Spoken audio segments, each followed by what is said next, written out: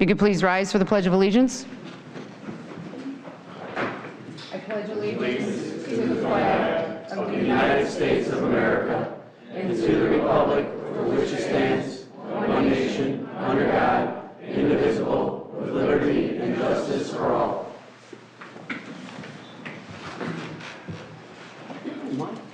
Next on the agenda is a moment of silence.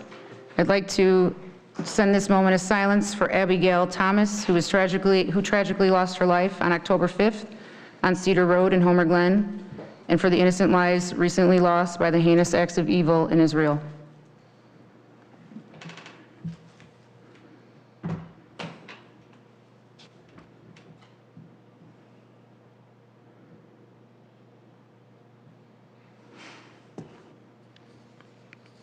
Thank you. Madam Clerk, will you please call the roll? Trustee Mason. Present. Trustee Reinders. Present. Trustee McNaughton. Present. Trustee Consolino. Present. Trustee Fialco. Present. Trustee Stylen. Present. Mayor Knightsky-Troicki. Present. Next is community recognition. I don't think we have any tonight. Any of the trustees have any community? Okay. Amendments to the agenda, are there any? I do. Trustee Consolino? Okay. I would like to move from consent agenda K2 to L1. I would also like to move L10 to L2. I would also like to move L12 to L3. And then I would like to move L6 to L4 and L7 to L5.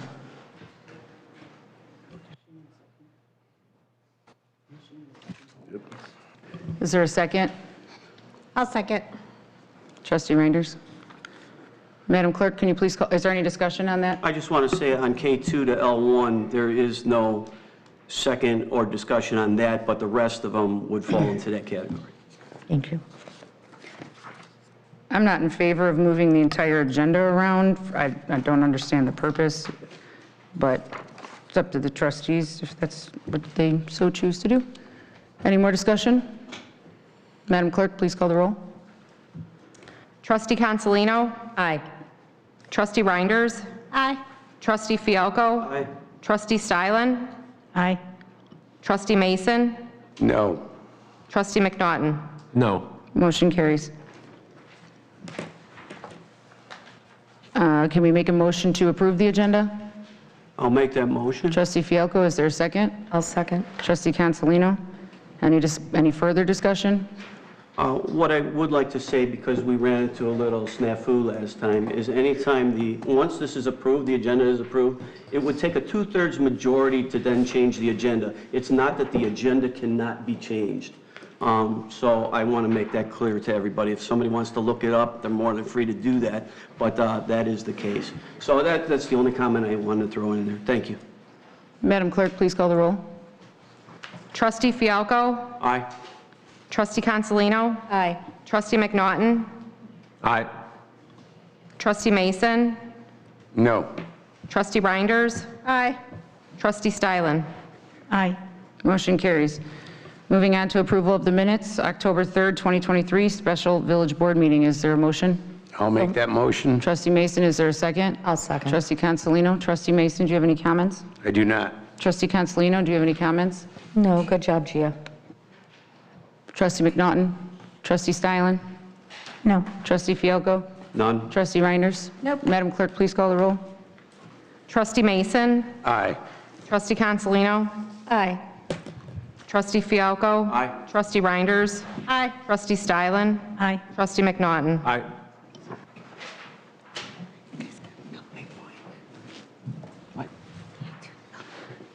Moving on to public comment. First is Jay Rohde.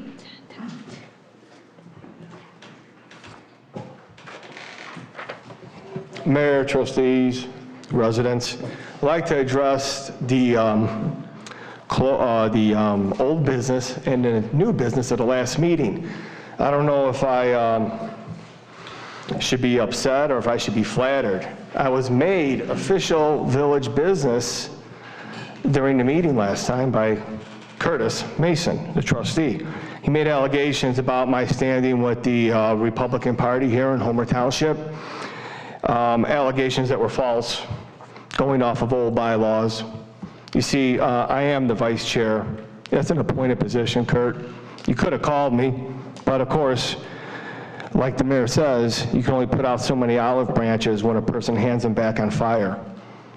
So, you know, I don't know what to say about that, but what really concerns me the most about that is that you've said numerous times that we do not have any ideology that's the same. So some would say, well, what does that mean? Well, I can't tell you what Curtis's ideology is, but I can tell you what mine is. First off, I'm a Christian. I believe in God. I recognize Jesus Christ as my Lord and Savior, okay? I believe that we should hold tight to the Constitution. I believe in the First and the Second Amendment. I believe that we are overtaxed in the state of Illinois that trickles down to our local community, and that we, as the people of our community, should look at fiscal responsibility, no matter where it's coming from. Okay, that's part of my ideology. I'm also a person that believes in the sanctity of marriage. I have almost been married to my wife for 24 years. They've been great, okay? I love my kids unconditionally. That's part of my ideology, Kurt. Another thing that's part of my ideology is defending children. When they have explicit materials that they have access to them on a regular basis, whether it's at the schools, whether it's at the libraries. If we can't protect the youth in our community, then what the hell are we doing? Okay? And I believe in the GOP. I believe in being a conservative. Now, you know what my ideology is. Now, if Kurt doesn't align with those, I don't know what to tell you guys, but Kurt, you said it, I did it, man. Thank you.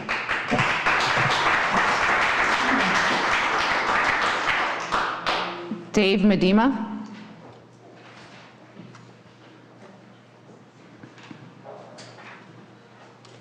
Good evening, Mayor, trustees. I got a lot to cover and little time to do it, so hold on. It was said in an open meeting here that I heard that the Lockport Township Highway Department does not do work in the village of Lockport, or city of Lockport, village of Homer Glen, village of New Lenox, or our little area in New Lenox, or in Lamont Township. That would be correct. We don't, by state statute, without an intergovernmental agreement, do any work in any municipality, only in the unincorporated areas. Now, you get levied, and for easy sake, I'm just going to use the $1,000 number. Everybody in the township as a whole, gets levied. Let's say it's $1,000. 40% of that $1,000 goes back to the municipalities. That leaves us an operating expense of the six left over. Okay? A lot of people say, why are we paying to the Homer Township Road District when we don't get no work from them? But you do. When we work in Lockport Heights, it's unincorporated. You get nothing out of that. We fix the road over there, you get nothing out of it. But if we fix Bruce and Gauger, like we did this year, new culverts, new intersection, all the way to the line and all four directions, that is utilized by Lockport residents, New Lenox residents, Homer Glen residents, almost no unincorporated residents. That's where those levy dollars go. Arterial roads that are used by everybody, that's why everybody gets taxed in the township as a whole. And when you get taxed, again, 40% of it goes back. We use the rest to do those, okay? Doing Meter Road and the Gauger and Bruce Road this year, that's like $450,000. And that's not a whole lot of road, okay? But nobody had to pay any extra to get that done.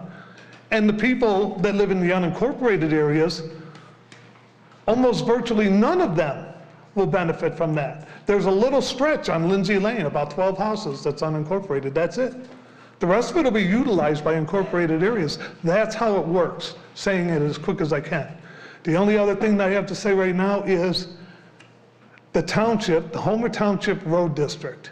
It's a little insulting when people want to do away with the road district, the township. 30 seconds. We worked for this village for the past 20 years, taking care of your roads, and then when it was ended, we gave you $8 million in assets, and we ended up having to rebuild so that we could take care of unincorporated residents. I think a little more appreciation that should be at hand here. Thank you.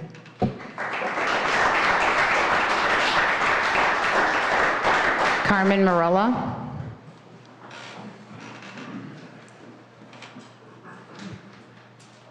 Hello, Mayor, hello, Board. It's been a while since I got up here to speak. I'm talking today on item 12, with this resolution that you guys want to put forward. I think it's a little naive to think that it just can happen overnight. Me being the assessor over at the Township takes a little more work than people realize. I have 16,000 parcels I have to deal with on a yearly basis to make assessments for. And, you know, when Homer Glen became an inception and wanted to be a community, we fought to fight off other governments. And sometimes I think we take those steps back. Because I feel like we're giving our township to another entity of government that's going to control the levies that we control with our elected officials. You know, it seems like a personal vendetta sometimes. I think it's wrong. I don't agree with it. I think there's better options. You know, I stood on that side of the table and I fought Lockport with our wastewater. I think sitting on this side of the table, I would fight Will County to take over the township, because I have a feeling it's not going to be a one-time levy. I think it's going to be 3 times the levy that I do now for what I do in my assessor's office. And it's naive not to know that that could happen, okay? I sat down with the supervisor of assessment today. He happens to be a Homer resident. And we talked about it and what would happen to the assessor's office and what would happen to the 5 employees that I employ right now, and he would take them over. And he said to me, he said, if Illinois dissolved every single township in Illinois, he said, I would have to take my levy for my county and make it 3 times of what it is now. I just want you to think about that when you guys think about the small $75 we put on your tax bill to run a township. $75. When we got a high school that wants to put $130 million renovation into a school, which only houses 1,000 students, let's do that ratio, okay? Or all the other schools in the area that are levying you guys 70% of your tax bill. Let's talk about those. But no, instead we want to pick on the little guy. I don't think it's fair. And that's all I have to say. Steve Balich.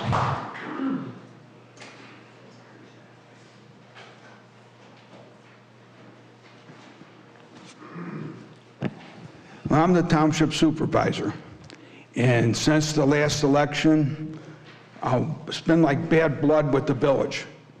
Before the election, the township and the village worked perfectly. After the election, not so good, actually terrible. But you know what? I'm one of them people that believes in respecting the office and respecting the trustees that got it. So I try to go out of my way to be okay, be nice, not start anything. You know, when the parade went away, I didn't go bananas. You know, there's all kinds of stuff that I could say, but the bottom line is there was always a problem since the last election. Well, now, when Hadley Road issue came up, the township had no idea that the village was going to take it, because evidently the village took it on the same, wanted to take it the same night that we announced we were going to do it. Brent Porpilio, Carmen Morella, and myself, we looked at the road. We said we could take care of that road, leave it alone, and not raise any taxes. So that ticked off the village. So now they're trying to get rid of the township. They want to eliminate the township, which is probably the most foolish thing that ever happened. They want to be unchecked with Hadley Road and other things. If it happens there, it'll happen by you. It's not just going to happen in one place. It's going to come again. So when I say the township will stick up for Hadley Road, The township will. We will sue the village to get Hadley Road if the village does something negative to the people that live there. So I have a feeling we're going to be in a lot of litigation. Now, the last thing I want to say is something that I really didn't ever think I would ever have to do.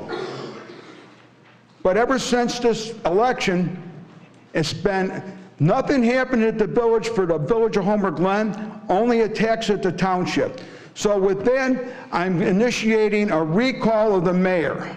We're going out and we're going to be getting petitions, and we're going to try to eliminate the mayor of Homer Glen before there's more damage. And if need be, we'll go after the 30 board seconds. too. With that, God bless everybody. Thank you, Mr. Balich. Mikey Smith.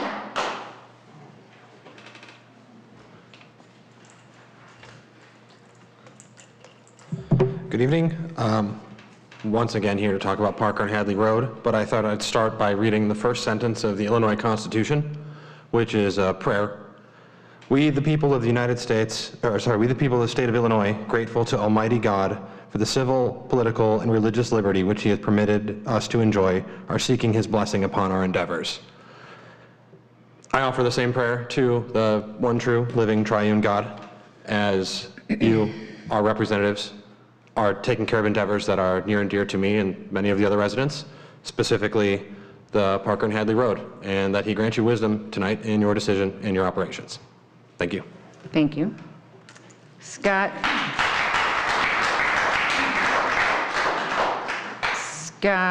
Berkelin? Is that right?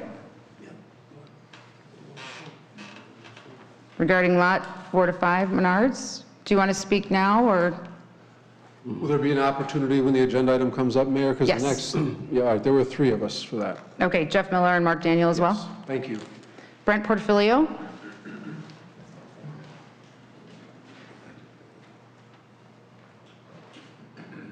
Thanks for letting me speak. I wanted to first go through the metrics of the road district because there's been a lot of false statements that have been made over the last few meetings about everybody who thinks they know everything about the road district when they don't. The mileage of the road district is 19.9 miles. The MFT printout that the mayor quoted of 18.0 miles does not agree with the new county map, so it's incorrect. It's 19.9. We're soliciting the county to get an update to that so we get more MFT money. The expenses of the township are based on the tax levies. 1.125 million was the road and bridge levy, was last year. 250,000 was the equipment and building levy. I don't see all that money. Of that 1.3 million, I only get about 650,000 of it because there's a half share that goes back to the municipalities and for their road districts and public works to spend. So I bounce around 700,000 a year for my operating budget. And if you divide that by 20 miles, you'll get the dollars per mile that I spend. It certainly isn't 60,000, it's closer to 35 to 40,000 a mile. Staff, I have 2 staff that work with me. They each cover about 10 miles for maintenance. At the beginning of my term, just for metrics of the road district when it was the entire village and the unincorporated, there was 15 staff that included Mr. DeVivo. So that's about a little over 10 miles per person. So that's about the metric you want to keep for the public works. So when Brent Woods talks about wanting more staff, that's something that he goes by as a benchmark, I would think. Management, there's been ridiculous statements about me being paid $15,000 a year, some, according to some document from years ago from the old Homer Township supervisor. I get a salary of $60,000. That's less than both of my staff members, and it's less than most of the staff of the public works. And for that $60,000, it's a net change of 0 for the taxpayers because this year alone, I provided $80,000 in engineering, construction, inspection services at no cost. So we did not have to hire an engineering company to do that. So there's a net profit of $15,000 to the taxpayers of the township. I want to talk about, expand a little bit on what Dave Medema talked about. You say we don't do any work in Lockport.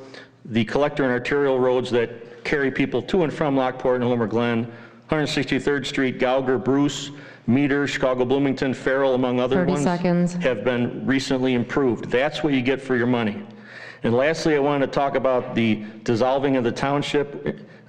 Something you got to remember is that the people that are in unincorporated Homer Township don't want to annex into the village. They don't want the regulation. They don't want the additional taxes. So quit being a bully and trying to take over them when they don't want to go in. If they wanted to be in the village, they would have annexed into it over the last 20 years, which they haven't. That's all I got. Thank you. Frank Boujon.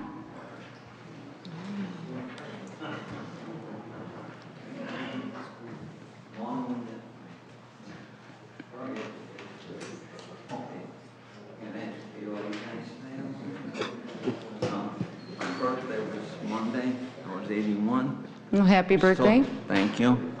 Nice to see you, Trustee, the board members, all the rest of you guys, audience, or whatever you guys are, village members. We went through that stuff years ago in the park about the township and the village. They're both necessary, so I think you're spinning a lot of wheels and fights on this stuff, because Wayne Rogers was a good friend of mine. He's Pat Fitzgerald's father-in-law. He was in charge of the township for many years. Danny McLaughlin, I know, to the mayor of Orland Park, and they worked it out. I was unincorporated in Villa West, a place called Villa West, for 1973 to 1993. And when it went in excess into the village, they wanted to charge $8,000 for lights. So I said, I'm not going to vote for it. But then Wayne told me, they're not going to annex you. So I said, okay, I'm going to do it. But anyway, I didn't come here for that thing. I came here for a couple other things. One thing is, two different things really, suicide and golf, and they're really different, but they're not that different. I want to make a golf course with Rosie's help, or she's in charge of the department. This was a golf course. It can be a golf course again, just like the guy that owned it. I forget what the name of it was, but one of my friends was a priest. He comes over from Crestwood, called a group of senior citizens called We'll Get There When We Get There, and they used to come out to play golf here when it was, I forget the guy's name that owned the course, but I looked at all the books before, and his big problem was he was not making enough money on golf. He was selling too much food. Food's got to fit. I'm a CPA for many years from Notre Dame. I like being a name dropper because it was hard to get in, hard to pass. But I've been a CPA in Illinois since 1975. So a golf course is about 90% gross profit. And you can also get scholarships for kids to go to college. There's all kinds of good things to do. So Rose and I will work on it in the next couple of years. And there's some engineers who can do the legwork. Billy Casper has an organization that builds golf courses, but they charge a lot of money. I think I can build it with Rosie's help. And the gentleman I met here tonight, because my brother-in-law is a builder, and he didn't go to architect school. He learned on the streets by doing this stuff. The suicide thing is real important to me. Because I lost a cousin, my cousin Margie, 1976. She married this nice young guy from Fort Lee, Virginia, and he was an Army guy. He was an undercover in Los Angeles for drug enforcement. And Margie, our family has a lot of depression, a lot of mental illness with depression, which... 30 seconds. I'll need another 3 minutes. You want to take it now, or go for 30 seconds first? Is there a motion to grant Mr. Boujon an additional 3 minutes under public comment? I'll make that motion. Trustee Consolino, is there a second? Madam Clerk, can you please call the roll? Trustee Consolino? Aye. Trustee Mason? Aye. Trustee Fialko? Aye. Trustee Stylen? Aye. Trustee McNaughton? Motion carries. Thank you, folks. Oh, sorry. Trustee Reinders? Aye. Motion carries. Thank you. So Margie anyway is my cousin, and she got married in 1975 or 76. The guy swept her off her feet. They moved from Virginia to Los Angeles. She was kind of a little trouble with drinking. She was trying to get pregnant. My mom called up one day and said, Margie's dead. And I said, well, car accident? No, she shot herself. So I'm very anti-gun, and I'm not anti-gun for hunting, but handguns have one purpose, shoot other people. So we ban firecrackers in Homer Glen, we don't ban handguns. And it's controversial with National Rifle Association and all that. But I suggest that Christie put it on the agenda for the next couple of months to have a vote on you and the trustees. And I know Dan is a policeman. And my friend Vince Gavin was Richard J. Daley's bodyguard. First night on the job, he killed 3 people down on Maxwell Street. Policemen have to have guns. Yeah, I don't have to have a gun in my house. Somebody's going to threaten me.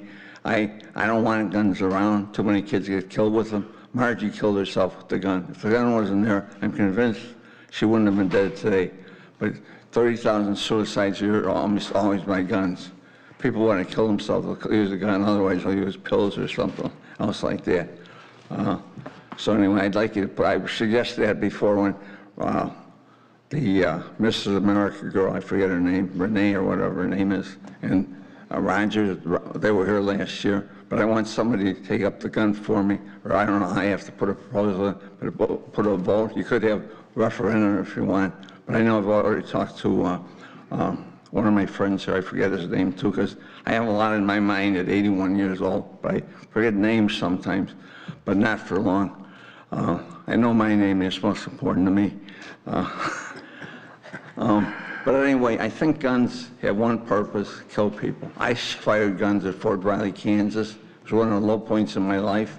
I had a nervous breakdown because of what happened in Fort Riley, Kansas. I'm suing the government today for harassment. I had a sergeant who was on my case 24/7. I wanted to kill him. I wanted to beat him up. I couldn't do either. I prayed. I'm Catholic. Somebody mentioned being a Christian. I'm a Catholic, not just a Christian. St. Killian's, Brother Rice, Notre Dame. So the Brother Rice meeting today with a bunch of guys. We're going to go call it next year like Notre Dame did with girls. 30 seconds. Okay. So anyway, I'd like to just say there's a walk this Saturday at Montrose Harbor against suicide. It's all the survivors of suicide. So if anybody can make it down there, I don't know if I can make it myself, but it's in Montrose Harbor. There's like 7,000 to 8,000 people. They raise the awareness because you can't stop suicide. Somebody can't talk to you about it, you know. And psychiatrists are supposed to turn people in that are suicidal, but they don't do a real good job of it.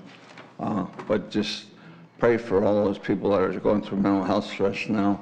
One other comment, the hospital on here is a terrible hospital for mental health. I've been there many times. And I broke my neck about 7 months ago or a year ago, but not permanently. And I was in the Time hospital. has expired. Okay, well, just this one thing I want to say, and I'll end up with that. I was under, they didn't do a urine analysis. So the stupid nurse says to me, you got to go right now in front of 19 people who got to urinate. I said, I can't go right now. We're going to catheterize you. I said, I'm not going to catheterize. 19 people hold me down, catheterize me. That's against the law. I'm suing them. Excuse my language. No, it's terrible. Okay, terrible. thank you, Mr. Excuse my Bujan. language, but the lady was they passed out for several days. They got to investigate Silver Oaks. Thank you. Mr. Bujan, your time has expired. Thank you. Okay, that would end public comment. All right, next we're moving on to reports and communications from President and other officers. Interim Village Manager Joe Baber, do you have anything? Thank you. Just quickly, work's begun on the new parking out here in Heritage Park. Some of the lights have been delivered, locates have occurred, and we're going to see some real movement starting next week. Includes my report. Thank you. Moving on to trustees. Trustee McNaughton. No, ma'am. Trustee Mason. Yes, ma'am.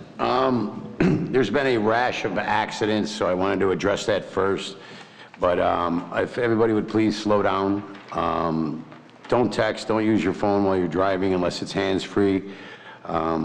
We've had a loss of life. We've had multiple accidents in the last week or so, and that was going to be my report. But I want to address Jay Rohde's comments. He keeps talking about sending an olive branch, Jay. Well, give me a copy of the bylaws, the current ones, without the dates being changed. And I'll take a look at that, and I will let you know. You know, you come here, you come to the village, you say a lot. Excuse me, Mr. Rohde, out of respect for Trustee Mason, would you please let him finish his comment? He let you speak. If you can just let him do the same. You come here, you say a lot, you assume that we're similar, and we may have some similarities. You've been married 24 years, I've been married 38. You talk about children, I have 5 children. I have 2 children and 5 grandchildren. I agree with you about taxation and, you know, having the military and appreciating this country and the village that I live in.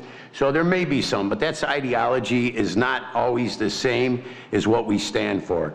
I don't dress like a woman. I don't attack women. I don't attack children.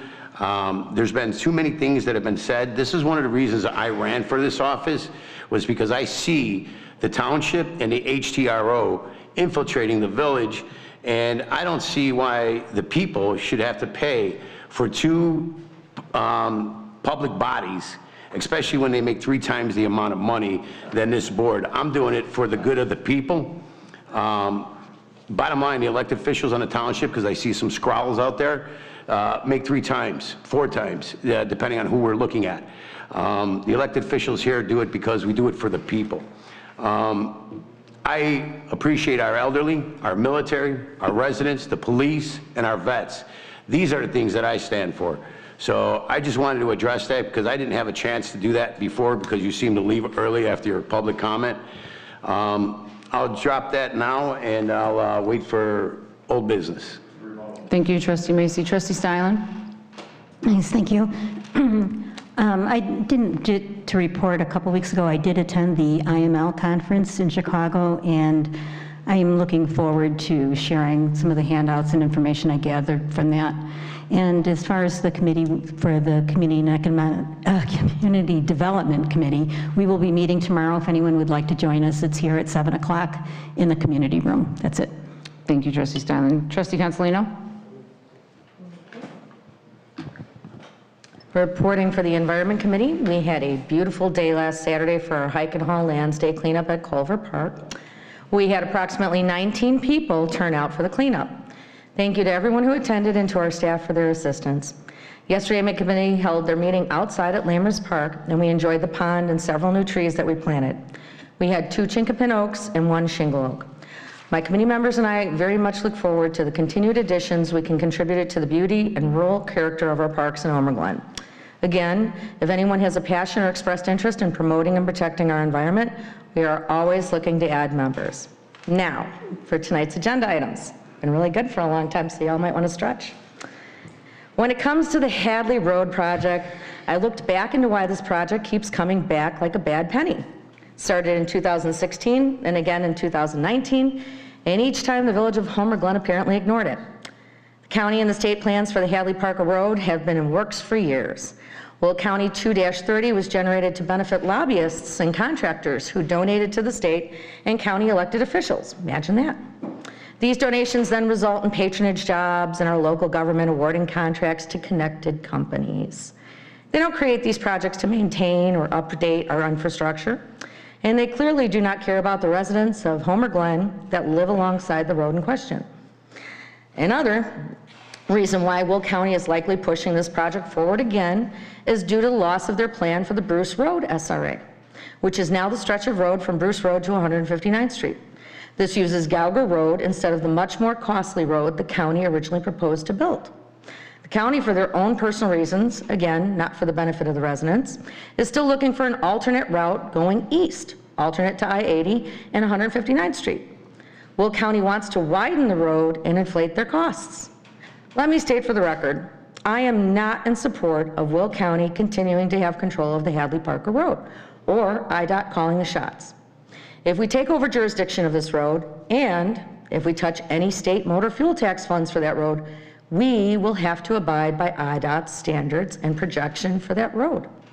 Using those funds will defeat the purpose of us being able to protect the road with the desired wishes of the residents surrounding it. Without having, excuse me, I'm trying to do this off the computer, without having any completed studies of our own or from Will County, and without any facts about the true costs involved, how can anyone on this board make an educated and fiscally responsible decision? I've asked repeatedly for the mayor's strategy to take over this road. I've asked for the legal analysis. I've asked for the costs and how the hell the village will pay for this. All I've received is a copy of the workshop and the recording of last week's workshop, which was held conveniently while I was overseas. Now, maybe the mayor and her slate have some grand plan that the rest of us are not privy to.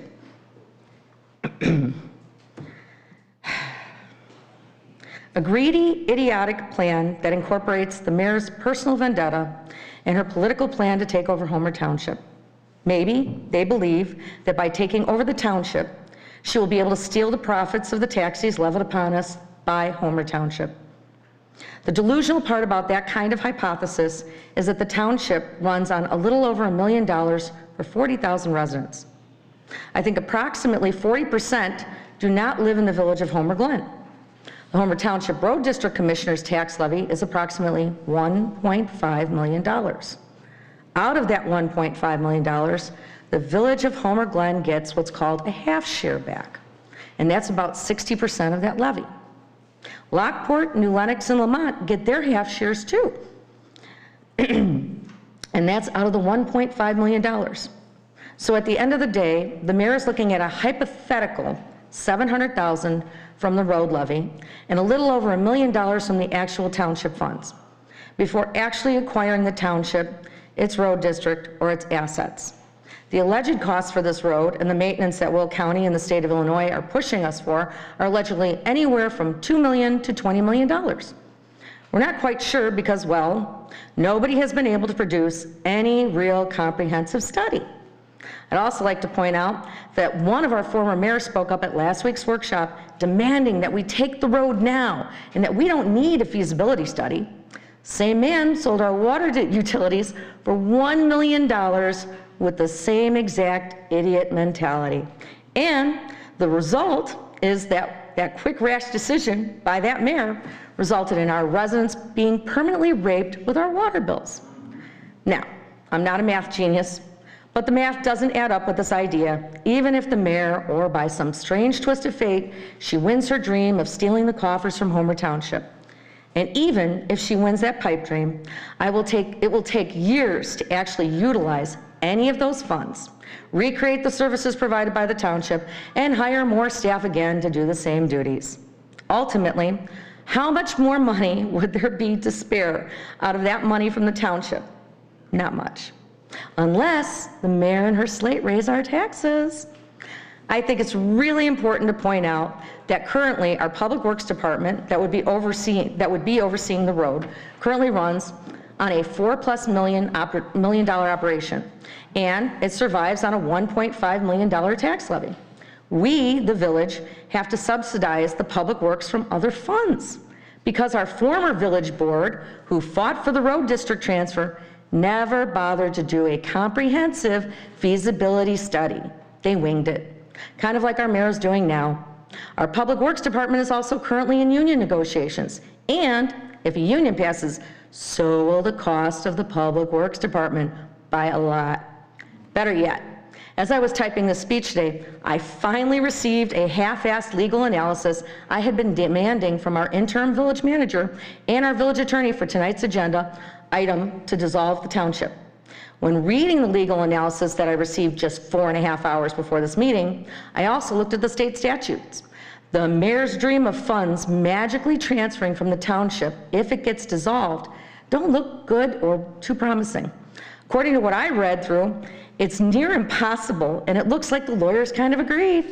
If by some weird chance the mayor's personal vendetta referendum does work in her favor, it looks like the assets and the control all go to Will County, not the village of Homer Glen. Now, the mayor could be waiting to see if an amendment to the state statute regarding the dissolution of the township goes through, an amendment that she and her slate have been heavily campaigning and lobbying for downstate. That amendment may allow her to do what she is hoping for, but currently that bill is sitting in the House Rules Committee. This whole farce of playing two pieces of legislation on tonight's agenda for a lot of what-ifs and personal vendettas that are politically focused on destroying Homer Township has nothing to do with what's best for the residents of Homer Glen. I'd call it ridiculous, but that's an understatement. It's a perversion of our governing body. It's unethical and it's misconduct to be so fiscally irresponsible to place legislation on an agenda to be voted on that there is no research, proof of due diligence, transparency, accountability, feasibility, you name it. Whatever the mayor and her slate should have done before actually putting this up to be voted on was not done. It's not acceptable. It's really bad practice, and it shows me that nobody knows or cares about what they are doing with our residents' taxpayer dollars. This is not the time to waste other people's money or willfully put our village in jeopardy and create situations that will give the mayor and her slate the excuse to increase our taxes. Homer Township Road District Commissioner and the Homer Township Supervisor stated before the mayor did that they were willing to take jurisdiction of the Hadley Parker Road. The Road District Commissioner, who has over 30+ years as an engineer with infrastructure, feels confident that he will not have to hire more staff or increase taxes. Maybe he can, maybe he can't. The promise is on him to our residents to do what he says he can do. The mayor has not given me and this board anything to support that she can do it without hiring more staff, afford the road, and not increase our taxes. Nothing. Our mayor, our village board, our attorney, and our public works director and public works department of only 2 years do not have the institutional knowledge to state that they can keep that promise. Show me the money. Show me the comprehensive plan and the feasibility studies, like you should be doing, but you all refuse to do. If you can't or won't do that, then I oppose this legislation. If our residents are in fear that Will County will plow through and continue with the project in the immediate future, then the Homer Township Road District Commissioner can have the road. The Road District Commissioner stepped up to the plate before the mayor did. The township can absolutely take over the road and have promised to maintain it without widening it and destroying both our residents' properties and with little impact to the environment. The mayor made a false statement at a previous meeting when she stated the township could not take over the road. They can. All they have to do is apply for it, but the village has to approve it. And if the village denies it, I have no problem calling a spade and telling our residents it is simply because your mayor doesn't want them to have it. The mayor made her politics and her personal vendetta crystal clear last month when she rambled on about her insane logic and mission to destroy Homer Township. It's on video for all of our residents to witness. She denied giving a permit to the Homer Township Parade because she can and because she hates Steve Bellich. There's no mistaking that message. Your mayor is bypassing our council manager form of government for a strong mayor form of government. She believes she can do whatever she wants. And here we are again tonight, the same insane logic and a personal mission or vendetta to destroy Homer Township, whether we like it or not. 6 months of this board not accomplishing anything productive, just politics and bitterness. It's extremely shameful. I'm sure our residents are thrilled. The group that promised integrity and civility on our board has failed. I have to say all of this during my trustee report because if I don't, the mayor will blatantly disregard our parliamentary procedures and quickly cut me off. She'll make derogatory comments towards me or even skip me when it's my turn to speak during discussion. She does it at every single meeting. And her personal friend, the village attorney, graciously allows it. Now, on tonight's resolution to dissolve Homer Township, I think it's extremely telling all on its own. Absolutely nothing is included whatsoever in our packet regarding the budget implications, cost implications, or comprehensive plan or feasibility study. Anyone notice a theme here? You have elected officials doing whatever they want with zero accountability.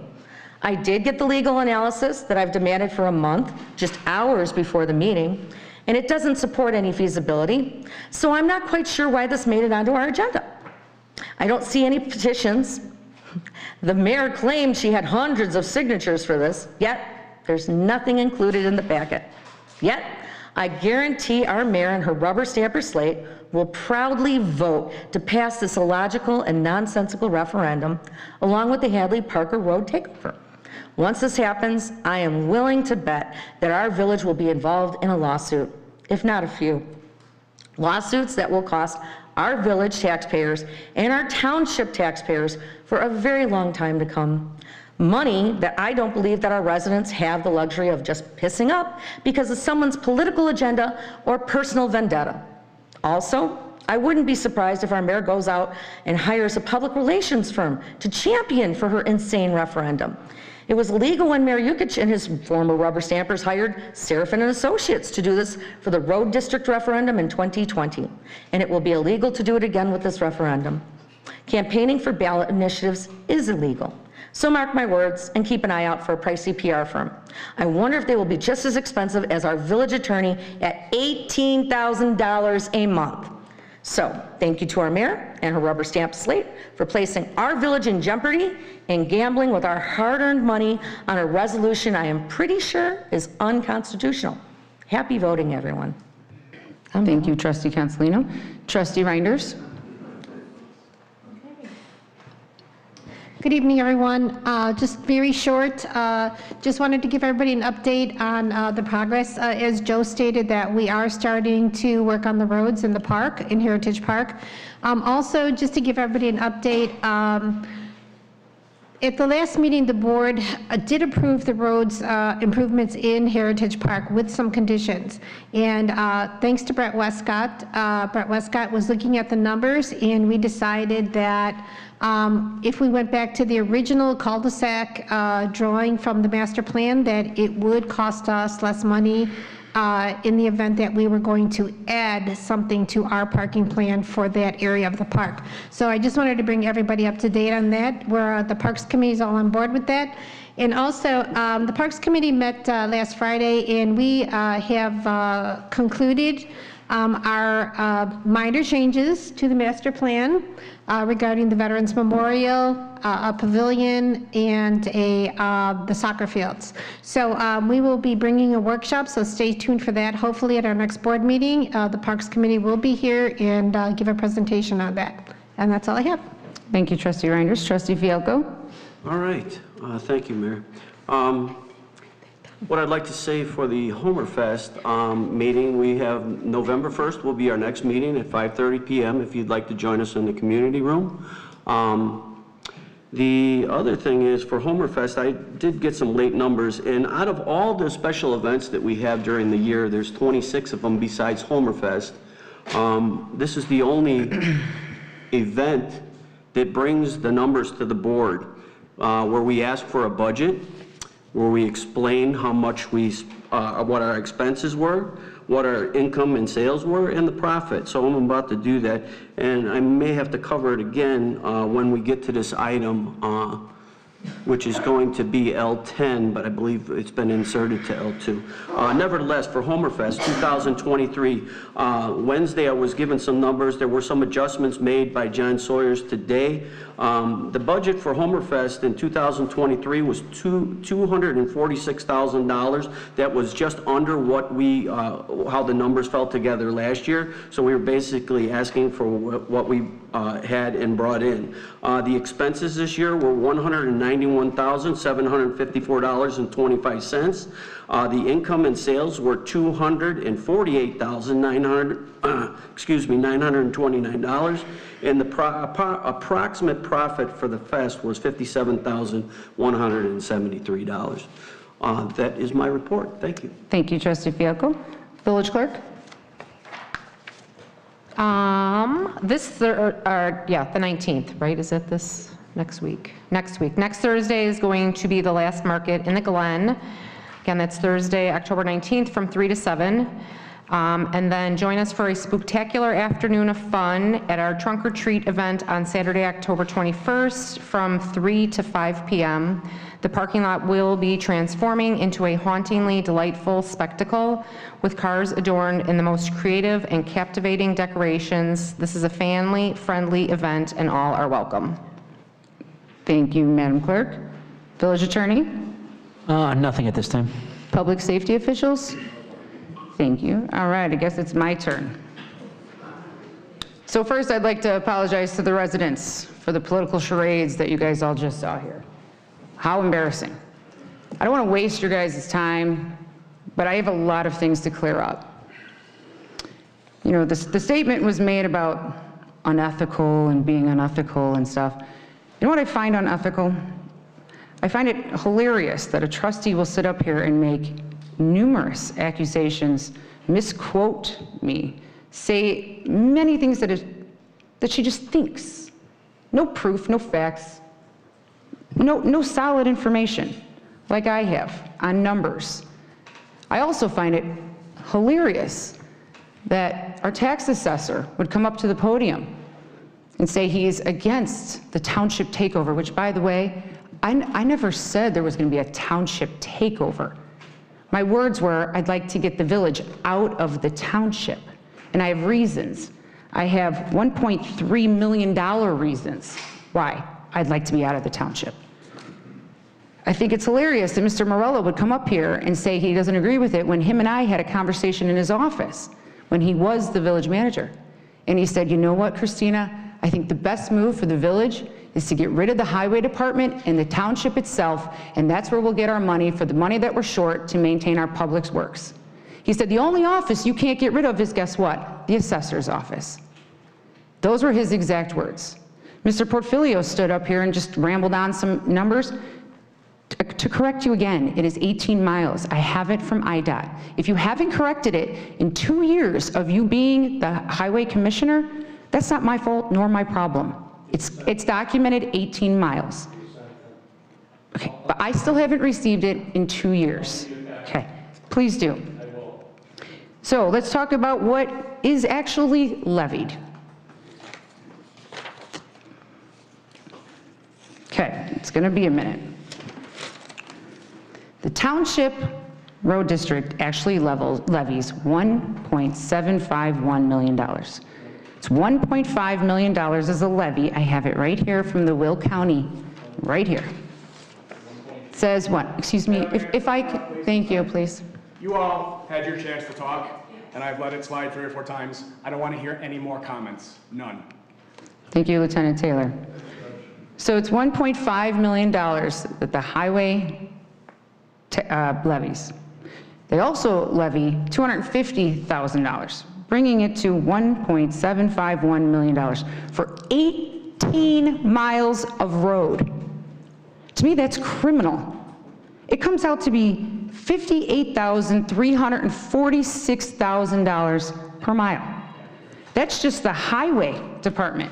The township itself, which includes the assessor, is 1.184 and some change. Do you know what our residents of Homer Glen pay into this township? $1.355662. That's what we, as the Village of Homer Glen residents, pay. And what do we get? And I don't want to hear about half shares, because that half share of the $466,000 is not included in that number. Yeah, we get that number back, the 466, and that goes towards our road district. That's one thing we can agree on. But us taxpayers in the Village of Homer Glen pay $1.355 million. For what? For you guys to stand up here at the podium and charade and campaign? That's not what this meeting's about. We have stuff to get done. We have stuff to take care of. We've got Hadley Road we got to figure out. Hey, guess what? Hadley Road, what does that cost? Somewhere between $1 and $5 million, supposedly? We got $1.3 million sitting right here that we as taxpayers pay and get zero services from. We're just as bad as Lockport was just a few years ago. Wasn't everyone campaigning saying, why is Lockport paying into this road district and they don't service the roads? In fact, 18 miles, we contract 8 of those miles.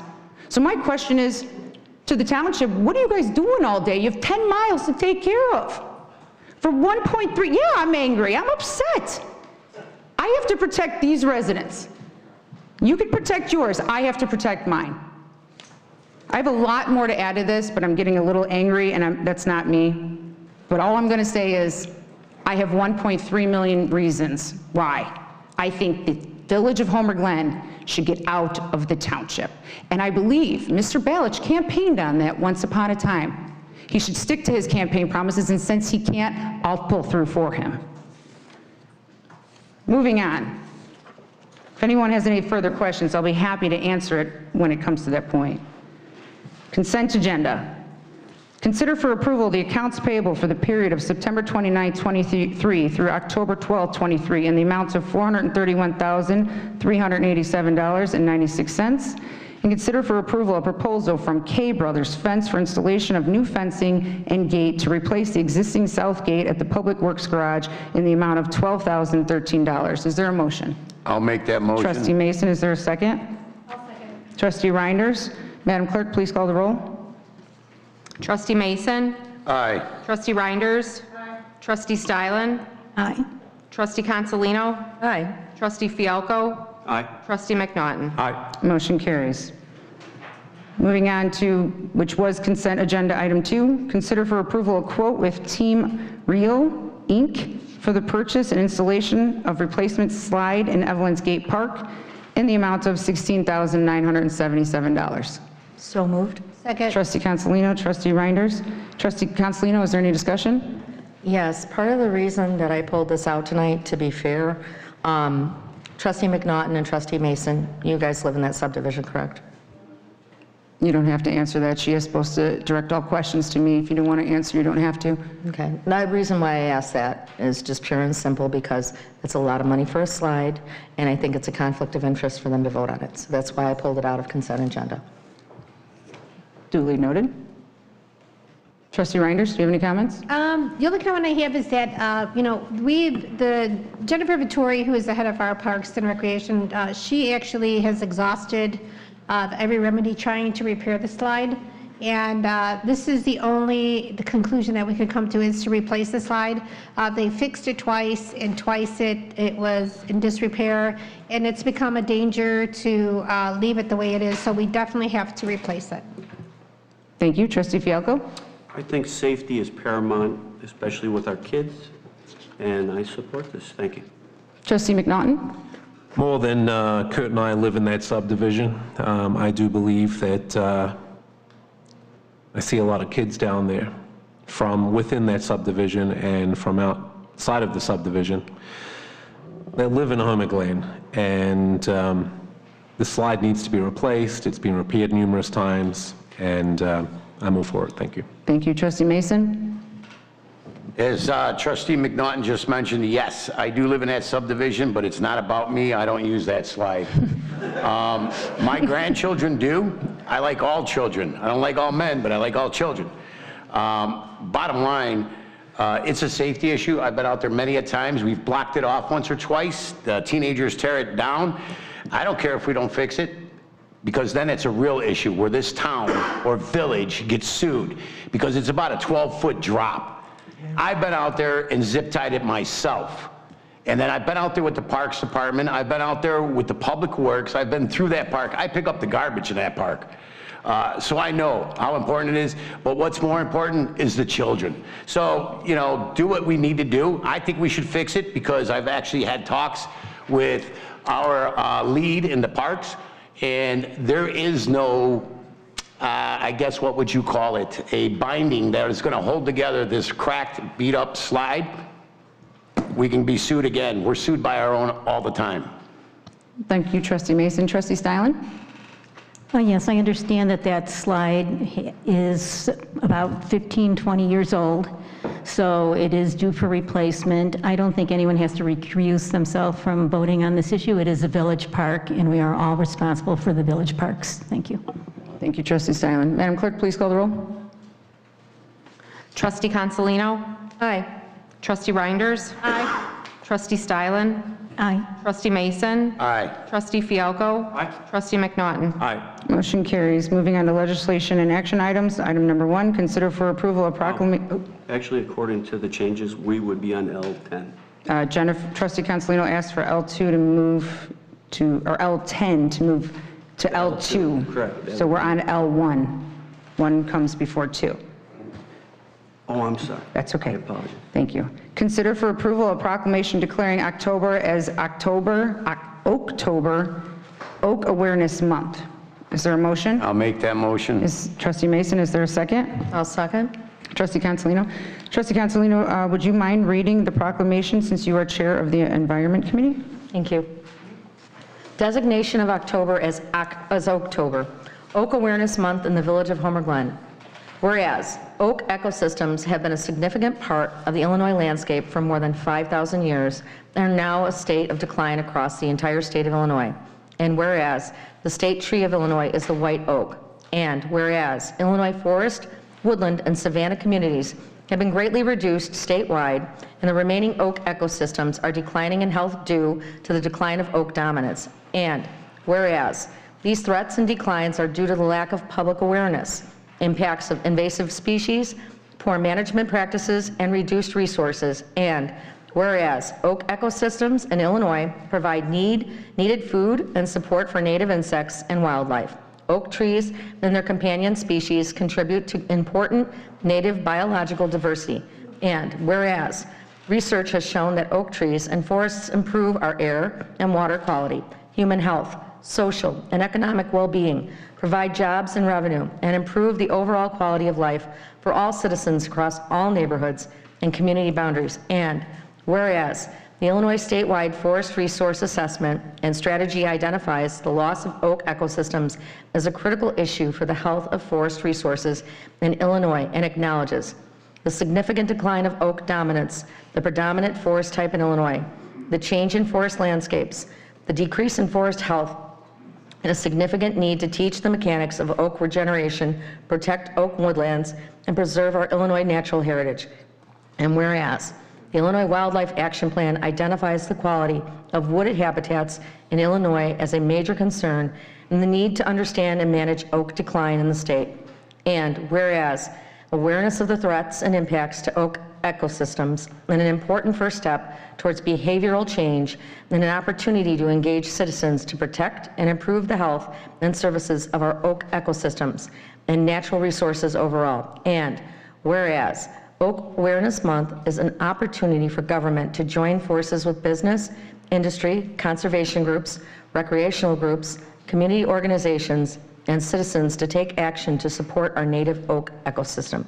Now, therefore, be it proclaimed by the Mayor and the Board of Trustees of the Village of Homer Glen that October 2023 is recognized as Oaktober, Oak Awareness Month in the Village of Homer Glen, Will County, Illinois, dated this 11th day of October 2023.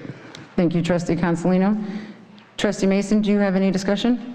I think we found something that we can agree upon finally. I'm all for the native species. My son's lost 2 ginormous oak trees, and yeah, I'm all for it.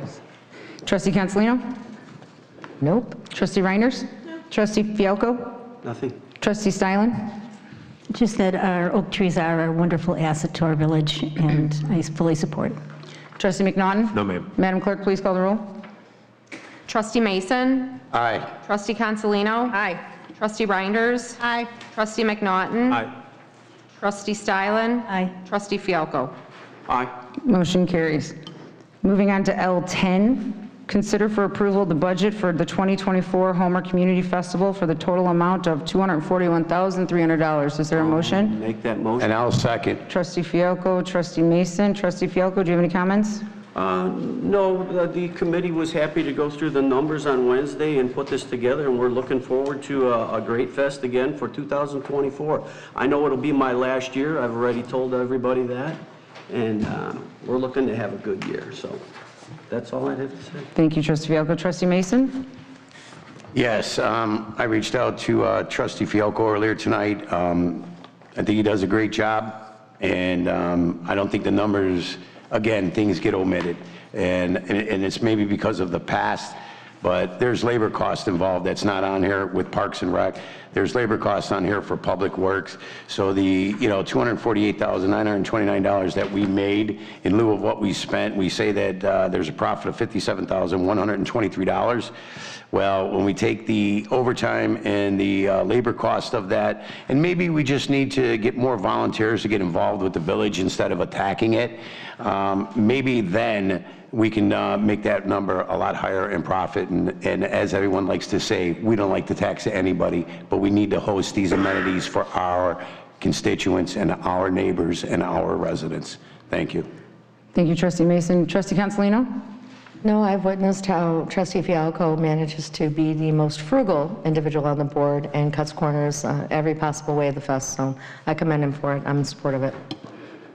Trustee Stylen?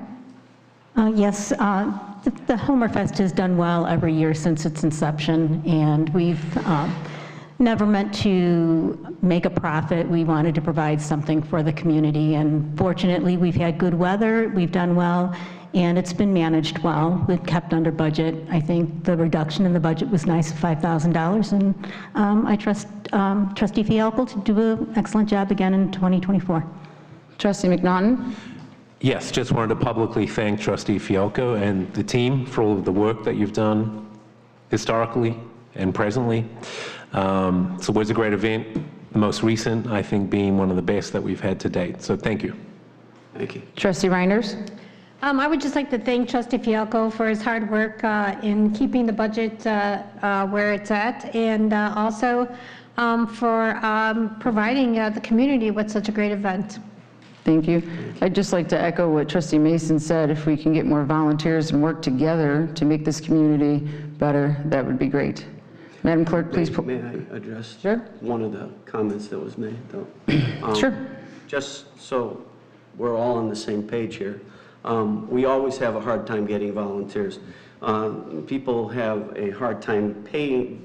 There's people that don't want to work for a paycheck. So I am very grateful for the volunteers that we do get out there, who spend 4 days of endless hours busting their butts to make it happen.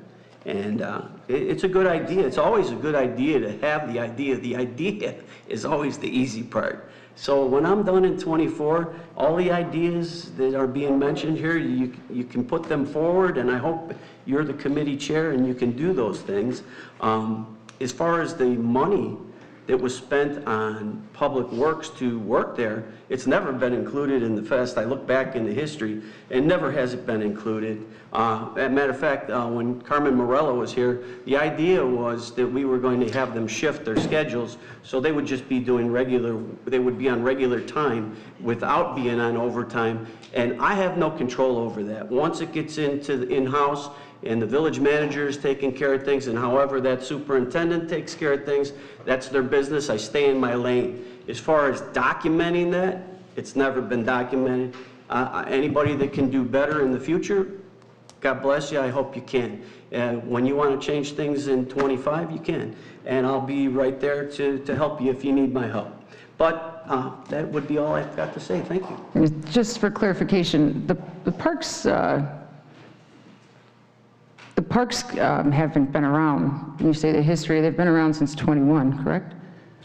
Just for clarification. Parks Department, right? So public, no, he's talking about Parks Department. For the years I've been Public, involved. excuse me, I'm talking, the Public Works was included in the salary or in the budget, but Parks has not. That's the point Trustee Mason was trying to make, and the Parks Department has only been around since 21. So when you go back in the history, you can't go that too far back. So Madam Clerk, please call the roll. Trustee Fialko? Aye. Trustee Mason? Aye. Trustee Stylen? Aye. Trustee McNaughton? Aye. Trustee Consolino? Aye. Trustee Reinders? Aye. Motion carries. Now moving on to L12. Consider for approval Resolution 23-014, authorizing a public question to be submitted to the voters of the Village of Homer Glen concerning whether the Village of Homer Glen should take appropriate action and pursue appropriate efforts to potentially dissolve and discontinue the township government. Is there a motion? I'll make that motion. Trustee Mason, is there a second? I'll second. Trustee Stylen. Trustee Mason. You know, bottom line, I see a lot of people come here, and it's always the same people. It's the HTRO, it's the township. I like the 1.3 million reasons. You made a great point, Madam Mayor. I listened to the ex-village manager, and he talks about, you know, everybody's office, because I remember this, going back, could be dissolved or abolished or whatever the case may be, but the county would actually handle it. I always hear that we're not doing a new levy, we're not doing new taxes. Mine went up 7.7% this year. And I think a lot of people can give the same perception. That's what I see. I see the HTRO, and maybe, you know, you say you're Republican, but I see too far right. I'm also Republican. But perception is what the HTRO and the township continually does. They come in front of this board and they sell perception. The problems I heard Mr. Balich say is since the last election. You're right, it is. It's actually been before the last election because that's why I ran. I couldn't see the village and the people and the residents go through another couple years, and I was hoping to make peace and move forward, which we have done, like Trustee Reinders and myself. I'm working on the park and getting the parking in. Mr. Westcott did a great job and is actually going to save us some money, and we're actually going to use the TRIA plan portion, which has already been paid for. That's always been my thing, is to not tax somebody or buy something that I've already bought. If I brought a brand new couch, I'm not buying another one to put on top of it. Mr. Portfolio talks about, 6.5 thousand, or 650,000 is all he has to work with. I know that number is not accurate. I've heard many different things. I'd like to see some numbers in writing. Bottom line, like the mayor mentioned, 8 miles of that's already being taken care of by the village. What's another 10 miles? I think I can do a lot with $1.3 million. I keep listening to other trustees, and maybe some people have had too many Cook County politics in their system. I'm going to try not to ramble on like most of them, or some of them. But I just feel, it was mentioned that, the $18,000 a month for 2 lawyers. We saved $18,000 a month. That's happened once, and it's happened because of Hadley. It's happened because of a whole bunch of other reasons, because the lawyers worked diligently for the people of this village. We went from 2 lawyers to 1 lawyer. That was the bill every month prior to us taking this dais. Mr. Westcott, thank you again for doing a great job. Mr. Fialco, thank you for doing a great job on your end. I'm done, Madam Mayor. Thank you. Trustee Stylen? Thank you.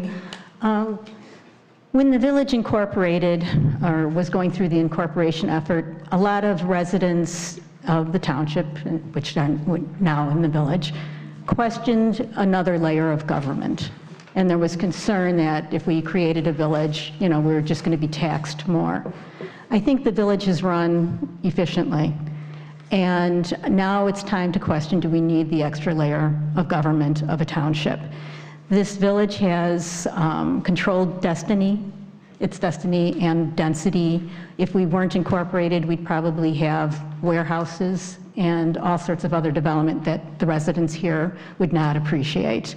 We've added trails, we've added events, we've added parks. In fact, we took over, the township graciously gave us their parks.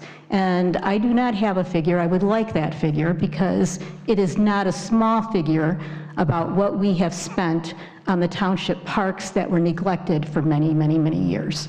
So to that point, I'm not sure what the township really does provide other than some senior services and manage senior housing. So I supported, I'll come right out and say I would support dissolving the township, but that is not what this board is here for. That was my opinion before 2021, before the new board was elected. There are 24 townships in Will County alone. And Illinois is known for having more government entities than any other state. And at some point, we, the residents and citizens of Illinois, have to come forward and say that enough. We need to eliminate some of these layers of government. And this referendum that we are discussing tonight is a message to Illinois saying that we need to eliminate some of these layers. The reading of, I don't know exactly if this is the wording that is going to be on the referendum, because we have to be very careful. Referendums have been known to be very confusing. We know that from the Public Works or Road District referendum and others, that people don't understand what they're voting for. But I will say, I questioned the word potentially dissolve when I saw this wording on the agenda. And it says, concerning whether the Village of Homer Glen should take appropriate action and pursue appropriate efforts to potentially dissolve or discontinue township government. And I thought, oh my goodness, why are we saying potentially? Isn't that going to be confusing? Shouldn't we just say to dissolve? No, it's because we're not asking to dissolve the township on this referendum. This is an advisory referendum asking the residents, is this something that we should pursue? And as Trustee Consolino has alluded to, the needing to do feasibility studies and getting information, that's what this potentially does. It gives us the chance to say, residents, are you interested in us looking into this?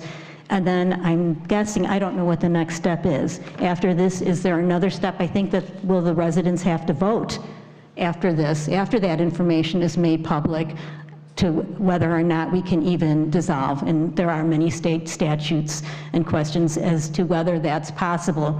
But this referendum, I believe, will send a message to the state that we have too many layers of government in Illinois. Thank you. Thank you, Trustee Stylen. Who did I, Trustee Mason, Trustee McNaughton. Thank you, Trustee Stylen. Absolutely, we do have too many layers in the state of Illinois. You know, I've heard a lot of numbers thrown around tonight, whether it's 10 miles, 18 miles, or most recently 19.9 miles. I've heard 1.3 million, I've heard 650,000. Let's take best case scenario, 19.9 miles, $650,000. That's still $33,000 per mile. Just doesn't add up to me. I'm not the one to make the decision. I believe we should ask the community, which is the reason why we're here, is to serve the community. So let them have a voice. They will decide what should happen in our community. Thank you. Trustee Reinders. Good evening, everyone. Again, I am all for smaller government, but my concerns for this village are that we are facing a lot of pressing issues that need to be addressed. We have a boundary agreement with Lockport that will expire in the next year. We have the issue of no revenue being generated because Lockport will not approve our permits to build on anything west of Cedar Road. We have a union contract being negotiated that will boost salaries very soon. We have a huge decision to make regarding a wastewater treatment plant, and not to mention our outrageous water bills forced upon the residents of this village. There has been no consensus from the township on whether they agree with this decision. And the reason I say that is because from the statutes that I read, which can be very confusing, it basically states that there has to be a consensus with the township and the municipality to do this. So how do we pay for all this in the event that they try to sue us?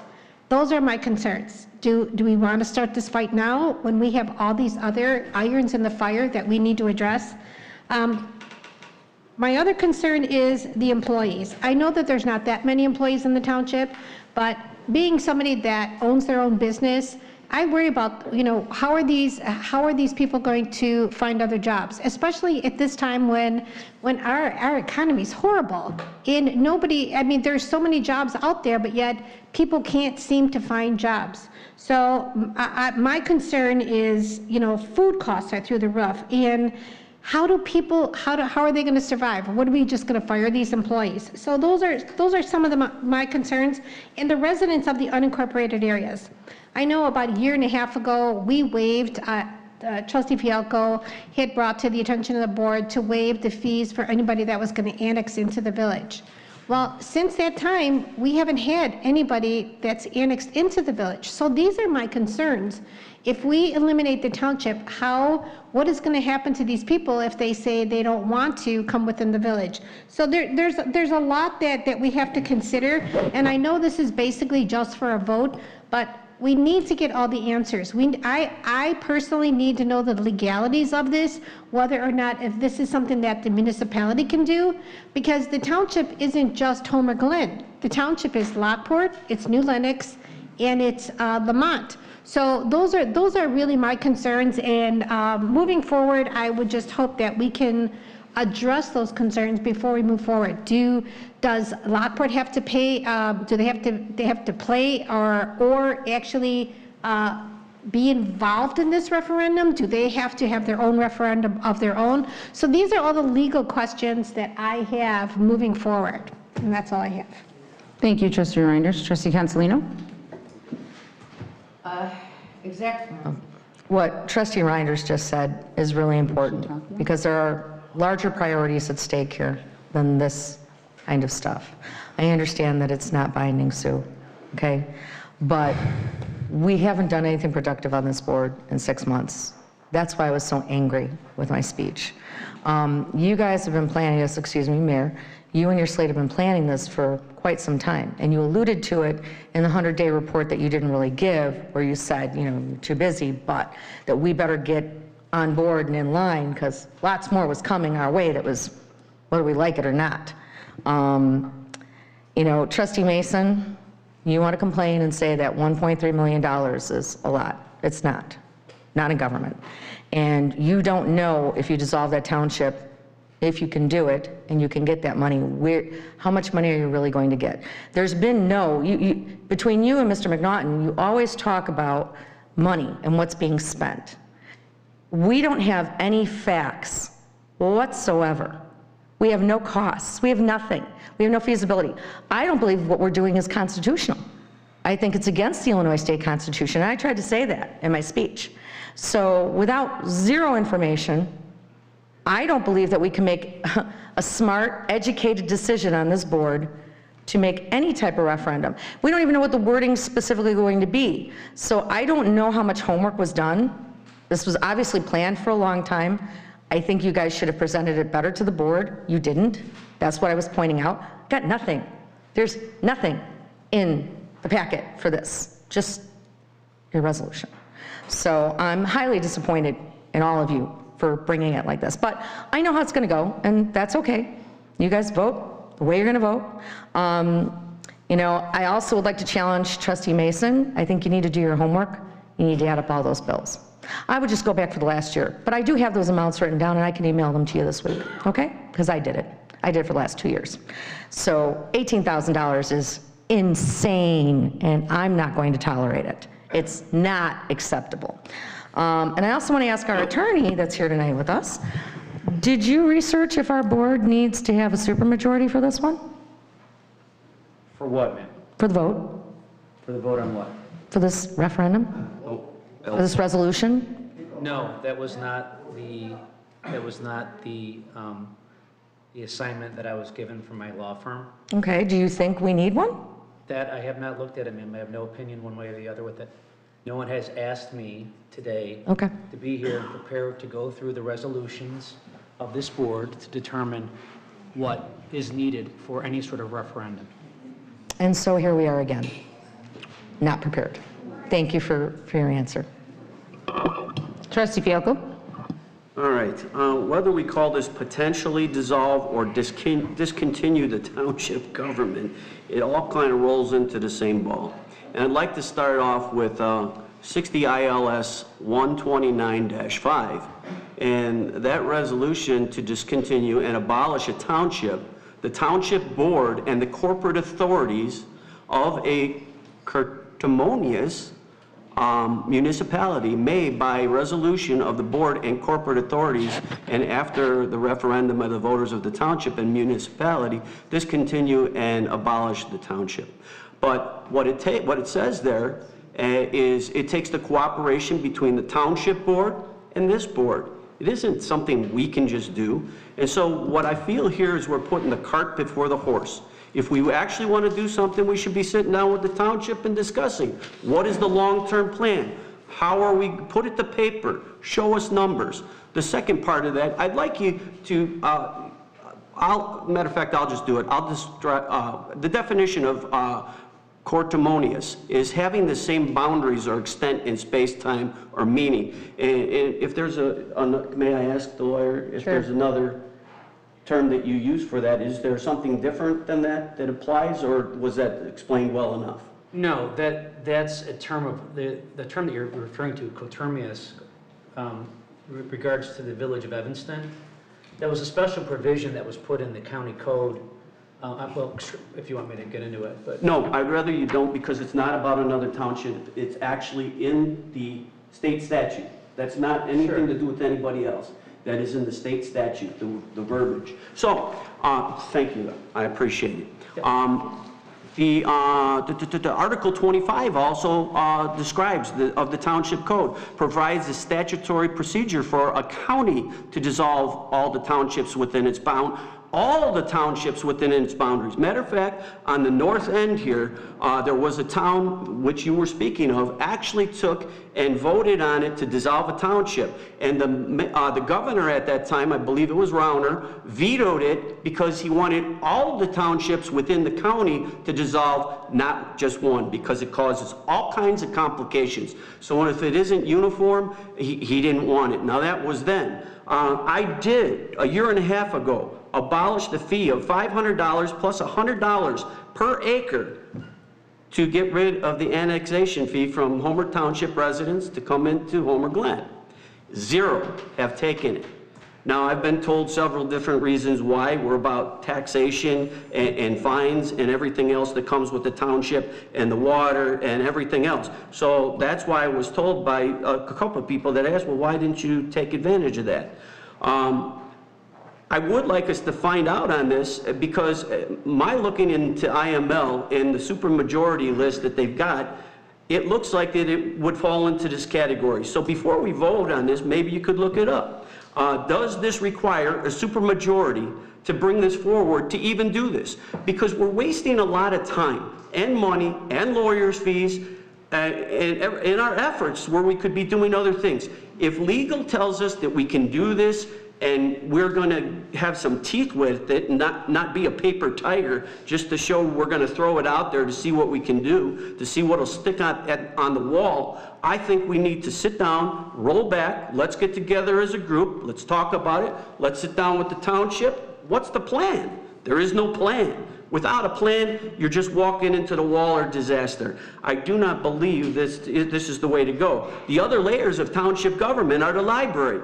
The librarian makes $100,000 and some a year, almost $175,000, I think, with benefits. The township fire department. Are they next? Who's next? It's just, where do we stop and where do we draw the line if this wants to be done? I don't think enough thought has been put into it, and I ask this board to roll back. Let's do our homework. Let's do our due diligence, because just putting it to a referendum and spending the money is a waste of time. Let's figure it out. Let's do it together, and then let's move forward. I think that's about all I have to say. As far as the employees, I don't want to see employees lose their job either. Before I was even a trustee, when the road district issue was going on, I came to that very podium and talked about what's going to happen to the employees. And Mike DeVivo at that time said, Dan, you know what? We're not going to let anything happen to the employees. I'm not even going to give the road district over to the village unless there's an agreement to take the employees. So that, like Trustee Reiner says, that is a very important part of the factor, and we haven't worked that part out yet either. So let's have hearts, let's take and roll back, let's be the village that we're supposed to be, let's do our homework, let's be fiscally responsible, find out what it's going to cost, and then move forward. I'm not saying we shouldn't do this, but we have to have legal advice to tell us if we can, if it's a waste of time even putting this to a referendum. And at this point, I think it is, from the information that I have. So thank you. Thank you, Trustee Fialko. Okay, a lot of clarification. This is not about the township versus the village. This is not about my like or dislike for Steve Balish. In fact, I thank him for getting me into politics 15 years ago. He's probably regretting that right now, but I personally thank him. But that doesn't mean I owe him anything. You know, this is not about me forcing the township residents to annex into Homer Glen either. This has nothing to do with that. I was elected to do one job, and that is to protect the residents of Homer Glen, and that's what I'm doing. This question on the ballot is what's called an advisory question. I believe there was a question on the last ballot that some of these board members had put on there without a study, without any information about the police department. We had no numbers, we had no information. It's an advisory question. What do the residents want? Do they want to get out of the township, or do they want to continue to pay these taxes and get no services? I don't know. I mean, me personally, that's what I would like to do. There was an email read at one of the last board meetings about, you know, being fiscally responsible and going to other municipalities about them raising their taxes. If I would have known there was a school board meeting and they were raising their increases or taxes, I would have been right there next to you, screaming and yelling about that too. Let me know the next time that meeting is, because I'll do the same. The other thing, Trustee Steilen, you are correct. What I would like to do is, it says potentially, is because I just want to see if this is what the residents want us to look into. Yes, I would then like to come back. This isn't a 3-month, 6-month, year deal. This is going to take time. I understand this isn't going to be an overnight thing. You know, I know some people up here want to protect their buddies and seats, but this is not about that for me. This is about what does the residents want to do. And Trustee Fialko, Trustee Reinders, you're right, there was no discussion. But apparently, Mr. Balich said I had this big, long conversation with him, how I wanted to do this and I wanted to do that. If you guys think I'm gonna sit down with a man who just put words in my mouth, that's not gonna happen. There's no way. I'm sorry, but I tried. I tried to have a 2-minute conversation about something else and it got twisted into this. That is why this is on our agenda today, is because Mr. Balich went out and told everyone I had this grand plan. Never did I say this was my grand plan. It was discussion. I wasn't even gonna bring this up. But since he brought it up at the township meeting, he brought it up here, he went around trying to petition me to get to be no longer mayor, good luck. But I mean, I don't know what to say. This wouldn't have been on here if a discussion would have been had. But unfortunately, that's not what happens. I'm gonna be honest, I just sat up here through public comment, the reports. I mean, Trustee Consolino, you just got done saying how you're so disappointed in us and how this board has not been productive. I'm in this village quite a bit. I haven't seen you once since I've been elected. So, I mean, I'm getting things done. I'm making things happen. Again, me and you don't have the best of relationship. I don't have time to type out my daily itinerary and who I talk to and where I go. I mean, my husband doesn't even know where, my kids don't even know where I'm at. I don't even know where I'm at half the time because I'm on a very busy schedule with this village. But for you to sit here and say that you're disappointed in us, you know what? I'll give your comments the consideration it deserves.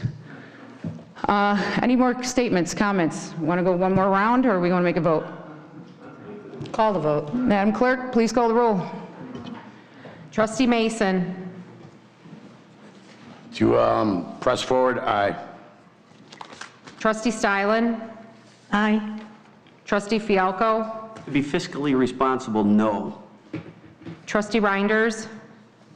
No. Trustee McNaughton. Aye. Trustee Consolino. I'm going to answer this after I request that our attorney look up and see it after this meeting if we needed a supermajority for this vote. We need it now. How does that fare?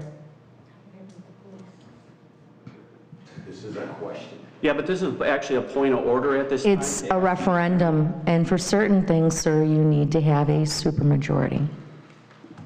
Attorney, do we need a supermajority on this vote? I would need to take a brief recess and look at the code quickly to ascertain the nature of what it is that we're looking to accomplish here and to see what's required per your village code to do. I think that would be the smart thing to do. Yeah, let's do it. So, All right, a motion to take a brief recess. Which, 5 minutes? Vote how it is at the moment, though, thank you. or roll it back. It's just, there's, right now, village board. Wait, do I need a motion? I so move. It's a motion for. Second.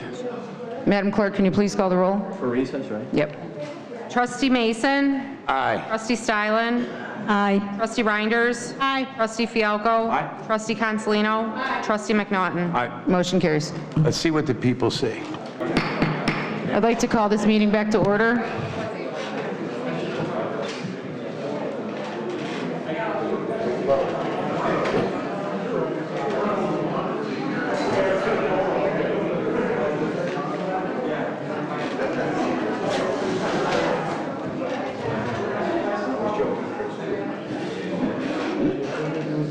Madam Clerk, will you please call the roll? Trustee Stylen. Stylen. Aye. Trustee McNaughton. Aye. Trustee Mason. Aye. Trustee Fialko. This is to put Present, back this is in- for present, yeah, you have to Okay, vote to present. put yeah. us back into session. Yes. Aye. Trustee Reinders. Trustee Consolino. I'm sure she'll be back briefly. I'm also present. Okay, so after council review, we do not need supermajority to pass an advisory question on a referendum. So we were in the process of the vote. I believe we left it with Trustee Fialko was, No, we only had Trustee Castellino left, I believe. Clerk, she's back. oh, Trustee Consolino's back. Okay.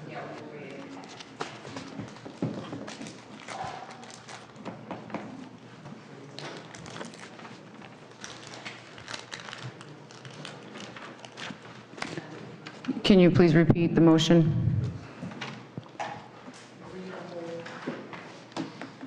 Consider Yeah, we are in L12, consider for approval Resolution 23-014, authorizing a public question to be submitted to the voters of the Village of Homer Glen, considering whether the Village of Homer Glen should take appropriate action and pursue appropriate efforts to potentially dissolve and discontinue township government. Do you want me to just read what everybody voted for? Sure.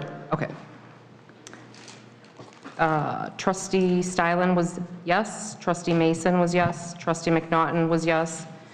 Trustee Fialco, no. Trustee Reinders, no. Just waiting on Trustee Consolino. No. Mayor Knightsky-Trokey. Aye. Motion carries. All right, now we're moving on to item L6. Consider for approval a motion to authorize staff to process a request for jurisdictional transfer of Hadley Road and portions of Parker Road and Chicago Bloomington Trail to be added to the village street system as shown on Exhibit A. Is there a motion? So moved. Was that Trustee I'll second. Consolino? And Trustee Mason. Trustee Consolino, do you have any comments? Yes, I'd like to know how we plan on paying for this. Is that a direct question to me? Yes, please. Well, the township transfer would be a good way. I don't know the exact costs. I believe it was stated between $1 to $5 million. That's my answer for you. So you have no answer? The answer is we'll figure it out. However, I don't think that... No, at least it's honest. Yeah, no. I mean, I got no shame in saying I don't have all the answers. That's fine. I'll get the answers. We'll get the money. We'll figure it out. Is that good enough for you? No, Do you have any but more? Whatever. Do you have any more comments? All right, Trustee, who's the second one? Trustee Mason. I stated last week and/or alluded that I would like to see more of the township within the village. With that being said, I still, for all the reasons, the beautification, the trees, the nature, the rolling hills, all those reasons I wanted in the village. These people too are taxpayers, and I am physically responsible, but at the same time, we need to stay that way. Thank you. Thank you, Trustee Mason. Trustee Stylen? Yes, we are being forced to do this because of the Phase 1 study for Will County. If we don't act now, we don't have much time.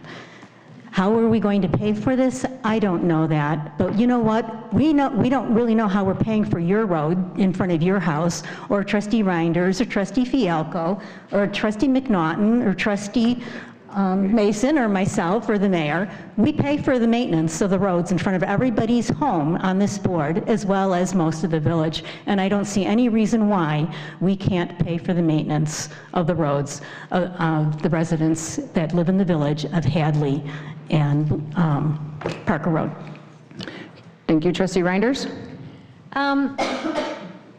Myself and Sue Starlin and Melissa, we've done a lot of research on this, and at the end of the day, I believe that the only guarantee that we have to keep this road the way it is to take the road. That will prevent IDOT or Will County from widening it, from cutting down our trees, from digging ditches, and misplacing our bats and any other creatures that are out there. So I am definitely in favor of taking the road. That is the only guarantee that we have. Thank you, Trustee Reinders. Trustee Fialco? Yes, I'm a little, here, I do support taking over and going forward with L6. I do not like that we don't have a plan. That's a plan, without a plan is disaster. We can say how we're gonna, we'll wait and see. It's like voting for a bill so you can read it to see what's in it. I've heard that about 2 years ago. So I don't like operating that way, but I really still think that there's quite a challenge from Will County. I don't want to give false hope to anybody in this audience. If Will County does not say that they will allow this to happen, and we don't have a very good batting record right now. I know of 4 things that we asked them to do, which they did not do for us. So I don't want to give you false hope. I will be voting yes for this. I know that we can work it out. There's been some conversation how we could come up with some money. I don't think it would cover the whole cost of it, but there is a cost involved. The other thing is how we got that additional piece of road on there, and the cost for that was never talked about, but that's the next item. So with that said, I want to be fiscally responsible. I want to take care of all the people in the village of Homer Glen that want to preserve that road. But I want guarantees, because here's what could happen. If we vote this in and we say yes, and let's say Will County gives it to us, 10 years from now, when this board isn't here, and there's a completely new board, unless we put the provision in there that says future trustees or the future board cannot take and get IDOT money or money from the federal government or from the state, which you will end up right in the same spot you are today if that's not done. It hasn't been talked about here. So we could do all of this now, but a board in 10 years, you may have the same problem. So if we move forward with L6, I'd like to see the provision put in there that this board all agrees upon, that nobody on this board would be able to take and get state or federal money, which would bring you back to the same spot that you are today. And that's kind of looking at the forest, not just the tree. That's what I have to say. Thank you. Thank you, Trustee Fialko. Trustee McNaughton?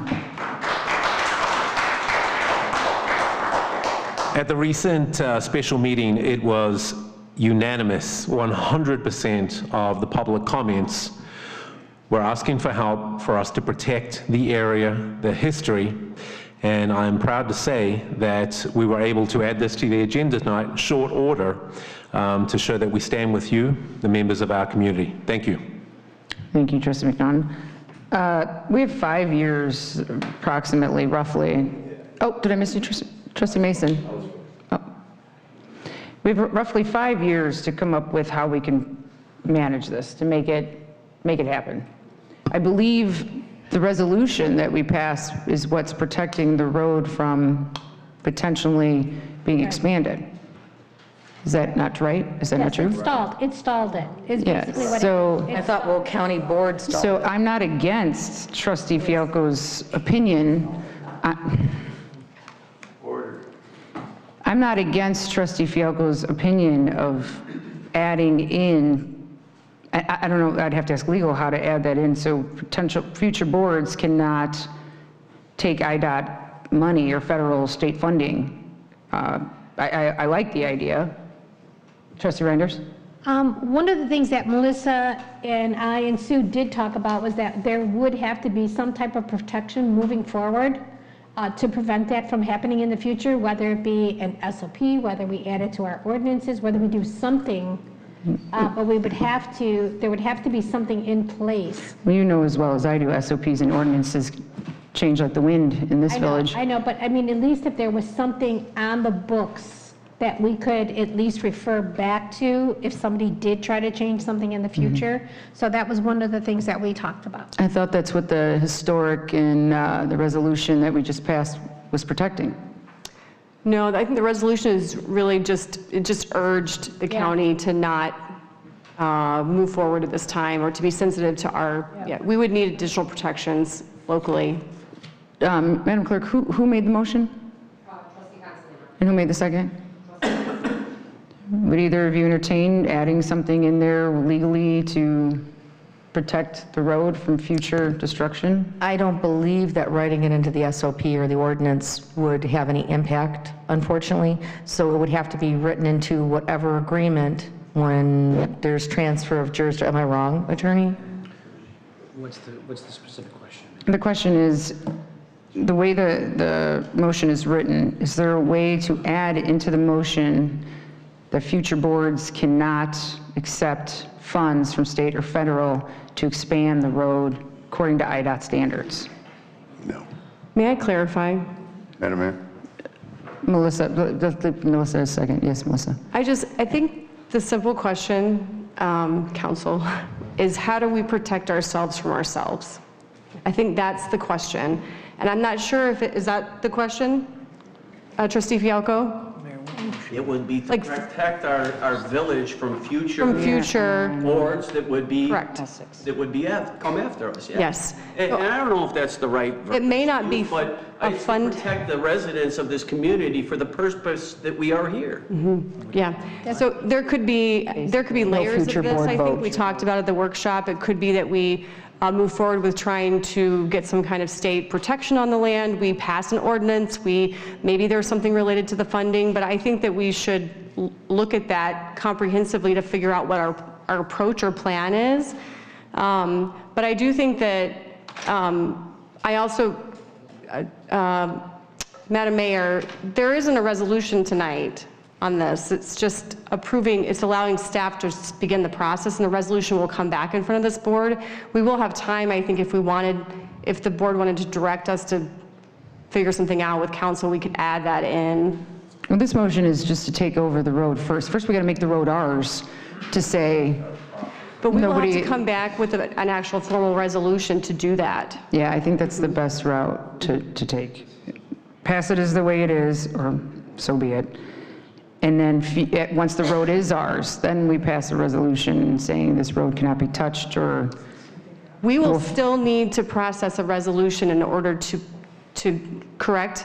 Yes. Yes, this is a step, we had to take a step back because there was, and I'm forgetting the detail of this with the other council, Mike Carroll, but I believe part of it was this question about Parker, this unincorporated New Lenox portion that we were unsure of. And I think that there's some things in the process with Will County DOT right now as well, and I think we need to make sure that we know what the board wants to do with regard to Exhibit A or Exhibit B. Do you want me to touch base on that now? We should, and then I think once we know that, if there's consensus from the board tonight with regard to this, then we can work with council and with DOT to get this thing processed, and then both entities will need to pass a resolution. And part of this is that all of it has to match, if you will. So they submit an application to IDOT, and IDOT has that application has a description on it of the road, right? How IDOT wants it written. And sometimes they have comments and changes that come back to staff at Will County DOT, and they might say, we want it to say this instead of this in this one section. And what happens is the resolutions also have to match that verbatim, the applications and both resolutions. And so to reduce the anticipated Scrivener's errors, if you will, that may potentially happen, we pause to not do a formal resolution at this stage, and to just get approval to start that process from the board. Okay, so the board's aware, and the residents are aware. There's a little hiccup on the way, because when we discussed taking over the road, in a sense, 3.5 miles, half of a mile is in New Lenox Township. We have a meeting scheduled with New Lenox, the mayor of New Lenox, and their road district and their supervisor to discuss that last portion. The county wants us to take the entire 4 miles, but half of a mile is in New Lenox Township. So we have to figure out a way between us and them, us and New Lenox, on how to make this work to successfully take the transfer.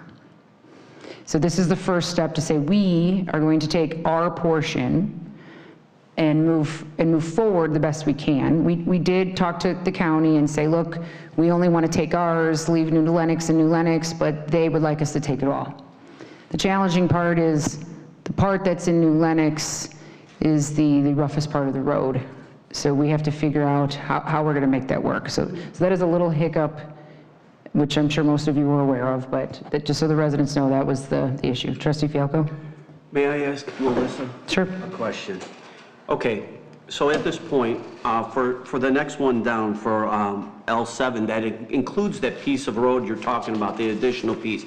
So are you asking us to either accept 6 with the way it was talked about in the workshop, or vote that down and include, it includes that extra piece of road, and to vote for the whole 4 miles plus, well, the whole 4 miles takes in that little piece that goes across Route 6. So you don't want both, you just want one, but you want to know what we want, correct?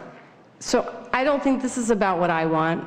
Let me just be clear. I understand, but but it says staff. Well, we're just preparing the information. So I think at the workshop, we did talk about this. There's jurisdictional breakdown of the road project scope that Will County, that they have jurisdiction over. And this portion of the road, this unincorporated New Lenox, has always been in their project scope area.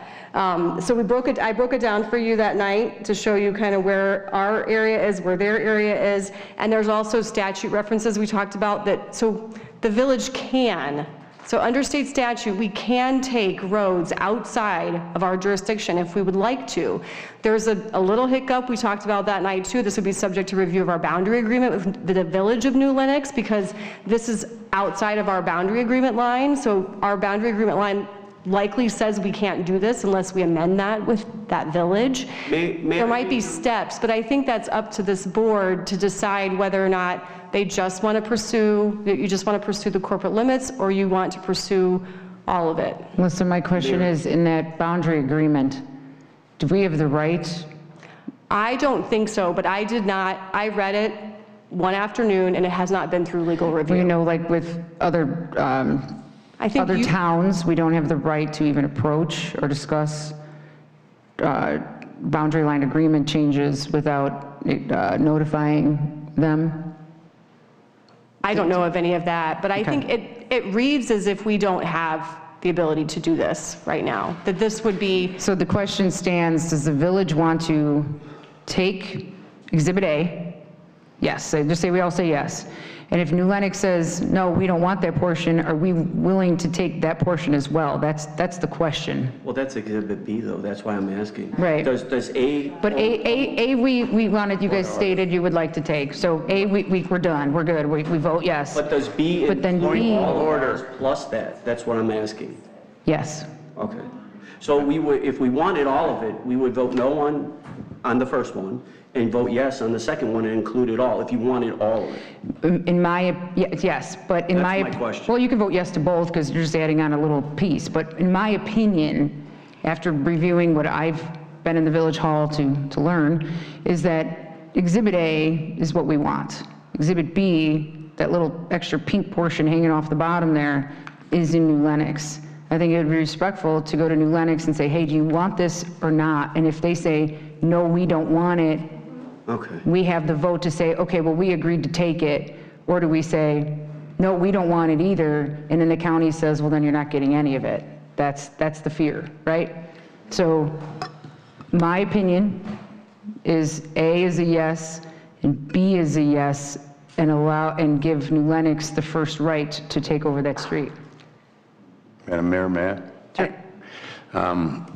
So I like what all the trustees are saying. I understand. I think we do need to get it designated as a historic for a slowdown. I don't think that we can put stipulations on a trustee that's going to be on this board 10 years from today. I don't mind trying it. I think that Ms. King has been diligent in her efforts in bringing together all the information that we seek. She made a great statement about saving ourselves from ourselves. I don't think I can stop your nephew 10 years from today on voting something, regardless of what we write. Will County, regardless, we don't even know if they're going to, even if this passes, whether they're going to pass a resolution that allows us. Madam Mayor, thank you so much for, and I know, because I talk to you all the time, and I do come in here, and you're doing a great job, and you're digging deep, and you are making meetings and trying to seek intergovernmental agreements. I appreciate everything we're doing. I think the residents deserve this, and I think that we need to press forward, and we see where it takes us. We can't just sit idly by, like Trustee Stylen had stated earlier. If we sit idly by, phase one is already done with Will County, and they're getting ready to put more into it. And of course, it's overinflated tax dollars, which I'm against, always. And you had 1.3 million reasons why we could do it. Thank you. If you guys look at the last bullet point at the very bottom, it says pursuing the New Lenox Township portion is subject to review of the boundary agreement with the Village of New Lenox. So if you vote yes on both, we can take that portion if they so choose not to. Is it factual, though, what you said, though, on the first one for L6, that if you only vote that one in, Will County's not on board with that then, right? I'm not saying they're not 100% on board. Their understanding was we were going to take it all, so they submitted that paperwork already for us to take it all already. And when we had sent the discussion from the board that we only wanted to take that portion, they said, we didn't know that. We thought you were just taking it all. So we submitted for you to take all of it, when in reality, we just said our portion. Well, that would be B then, right? Yes, that would be B. So the county's basically proposing that we take B, but we proposed A. But the question still lies. If New Lenox says they don't want it, do we want to take it? I think that we should be holding off until we actually know the facts. Legally speaking, I think that's the smart thing to do. Let's vote on A, because we're on A. We at least know, I don't know where you guys stand, but I know that certain board members agree to take A. So let's focus on A, and then we'll go to B. Let's get A out of the way. With no changes. You can't make a change. I mean, maybe you guys should just keep running for the next 20 years and promise this road won't get taken. All right, where are we at? Roll call? Roll call. Trustee Consolino? No. Trustee Mason? Aye. Trustee Stylen? Aye. Trustee Fialko? Aye. Trustee Reinders? Aye. Trustee McNaughton? Aye. Motion carries.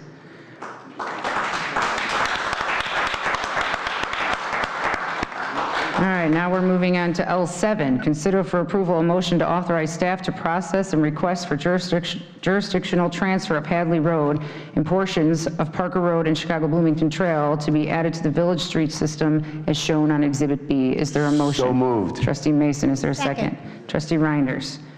Trustee Mason, do you have any comments? Madam Mayor, as I already stated prior, I'm glad that you're doing and working with the our neighbors, the other villages, the municipalities. If they come back and say we can't, then we can't. But meanwhile, why would we not attempt to expand our borders? Thank you. Trustee Reinders? I agree with Trustee Mason on this one. I think if we're going to take that portion of the road, we should take the whole road. Trustee Stylen? Yes, I don't think we can limit future boards. I think that as long as we have control over the road, it's up to the future boards to take care of our residents. I'm a little bit concerned with this because it's not in our jurisdiction. We don't have any residents that live on this portion of the road. So it's all unincorporated. And what if New Lenox does want it? I also think we would be doing the county a favor if we took over this road. So I think when we talk to the county, there should be some kind of negotiation that they should be doing us something in return for taking over a road that's not in good shape, that's not in our jurisdiction. So, but I do think that we should go ahead and try and pursue it, and I do agree with Trustee Mason. It would be nice to expand our borders. Trustee Consolino? I still don't believe this board knows what they're doing. I don't think it's fiscally responsible, and therefore, no, I'm still not going to support it. Too bad. Trustee Fialko? I have nothing, no comment. Trustee McNaughton? No, ma'am. The only clarification I had is there was a comment made earlier that the only reason why I wanted to take this road is because Supervisor Balich and the other two came up and said, oh, we're taking this road. That was already in discussion within the village of Homer Glen for us to take the road. They were notified that that was the village's plan, and that's why they came up here. I do think that we should go ahead and vote for Exhibit B because if the county comes back and says you get nothing, that doesn't help the residents. Madam Clerk, please call the roll. Trustee Mason? Aye. Trustee McNaughton? Aye. Trustee Consolino? Abstain. Trustee Reinders? Aye. Trustee Stylen? Aye. Trustee Fialko? Aye. Motion carries.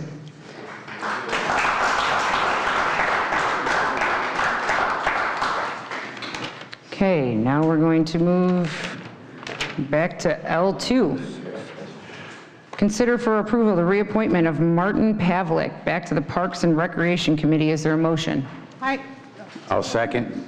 That was Trustee Reinders, right? Yeah. I knew what you meant. Trustee Mason, Trustee Reinders, do you have any comments? Basically, Marty Pavlik's been on the Parks Committee for a very long time and has done a great job. He had to come off the committee for a while for some work constraints, so that portion of his job is completed, and he would like to come back on the board. And the Parks Committee welcomes him. Trustee Mason? I'm just going to echo Trustee Reinders. I read through this. He's been a longtime member of the committee since 2018. You know, it's better than starting fresh, and bottom line, if he wants to be a part, I don't see why he shouldn't be. Trustee McNaughton? We earlier spoke about needing more volunteers for our community, and I support him returning. Thank you. Trustee Cancelino? No, I want to thank Mr. Pavlik for stepping back up to plate. Thank you. Trustee Fialko? Yes, I know Marty. I know how hard he works. I know that he takes his time and is very methodical about his decisions that he makes. He is a great person to be on that board. He's been there for a long time, and I think that thank you, Marty Pavlik, for coming back. I'm sure your board misses you.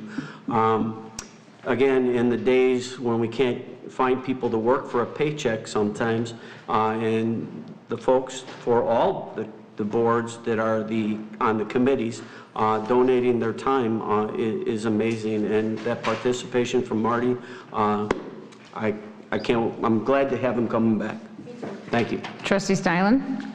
Yeah, in support of what Trustee Fialko just said, it's nice to see a committee member come back and bring his experience from being on the committee before. Marty helped get Glenview Walk Estates Park approved. Served on the committee when I was the chair. I approve. Madam Clerk, can you call the roll? Trustee Reinders? Aye. Trustee Mason? Aye. Trustee McNaughton? Aye. Trustee Stylen? Aye. Trustee Fialko? Aye. Trustee Cancelino? Aye. Motion carries. Consider for approval payment of the Village of Homer Glen's August legal bills from Peterson, Johnson, and Murray in the amount of $18,470.50. So moved. Is there a motion? Trustee Mason, is there a second? I'll second. Trustee Stylen? Trustee Mason? Like I said, I went through this. I've read through it. I remember us having 2 lawyers. I don't think the costs are out of line. We put them through hula hoops, to have a lack of better words. You guys do a fantastic job, and we appreciate it. Thank you. Trustee Stylen? Yes, the law firm has been doing a lot of work for us. Maybe it doesn't appear that this board is accomplishing anything in its first 6 months, but all of these items that we are consulting with our attorneys are part of trying to accomplish something. Thank you. Trustee Cancelino? Yes, in regards to the lawyer bills, I had submitted questions to the attorney who didn't feel that I should be asking questions about the bill. Correct, village manager? All questions are to be directed to me. Okay, could you please pose that to the village manager? Because he was CC'd on everything. I can answer. I believe he responded to your questions. Not all of them. He responded to some of them, and they were not sufficient answers on most of them. So I did review the attorney bills, and I believe everything in that bill is accounted for. And there's no conflict of interest when you review the attorney's bills if he's your personal close friend? What are you? Wait a minute. Personal close friend? Attorney O'Grady admitted on his first day He on admitted this he was my board. husband's friend back in the day. No, he said his exact words were a very close family friend. If he was a very close family friend, he would have been at my wedding, which he was not. Well, it's too bad. I wasn't invited. But my point is, I asked, and I also want to know why these legal analyses that I've requested, so you could ask this to the interim village manager. If I so choose to. So if you so choose to, I've asked repeatedly, well, okay, so first off, the attorney's bills were not included in the packet. There's a reason online. for that. Okay, because it was claimed to be what? Confidential. Yes. Okay. It was things discussed So not in everything on there was executive session. confidential. Okay. So you are basically violating OMA by not placing the attorney bills on the public website. Did you see the bills? They weren't on there. I saw them. Yeah, you saw them because you have the right to, because things were discussed in All of them. executive So session. Is this going to take place with every single time now because I pull it out of consent agenda? No. I don't believe that. What are you And- saying? If there's something that is discussed in executive session that legal counsel is directing us Yeah, on, then he could it's just not black for it out. public He could knowledge. black that out. We are an OMA Were they not- violation. Why were they not stricken? We wanted to get the entire packet to the board, so they got it. So would you prefer they they be restricted means. for you? So I guess where I'm going to ask, just to put this nonsense to bed, if there's anything that is confidential, can you give the board a copy of the full bill and then post everything else with anything that is confidential with a strike in it? Redacted. Okay.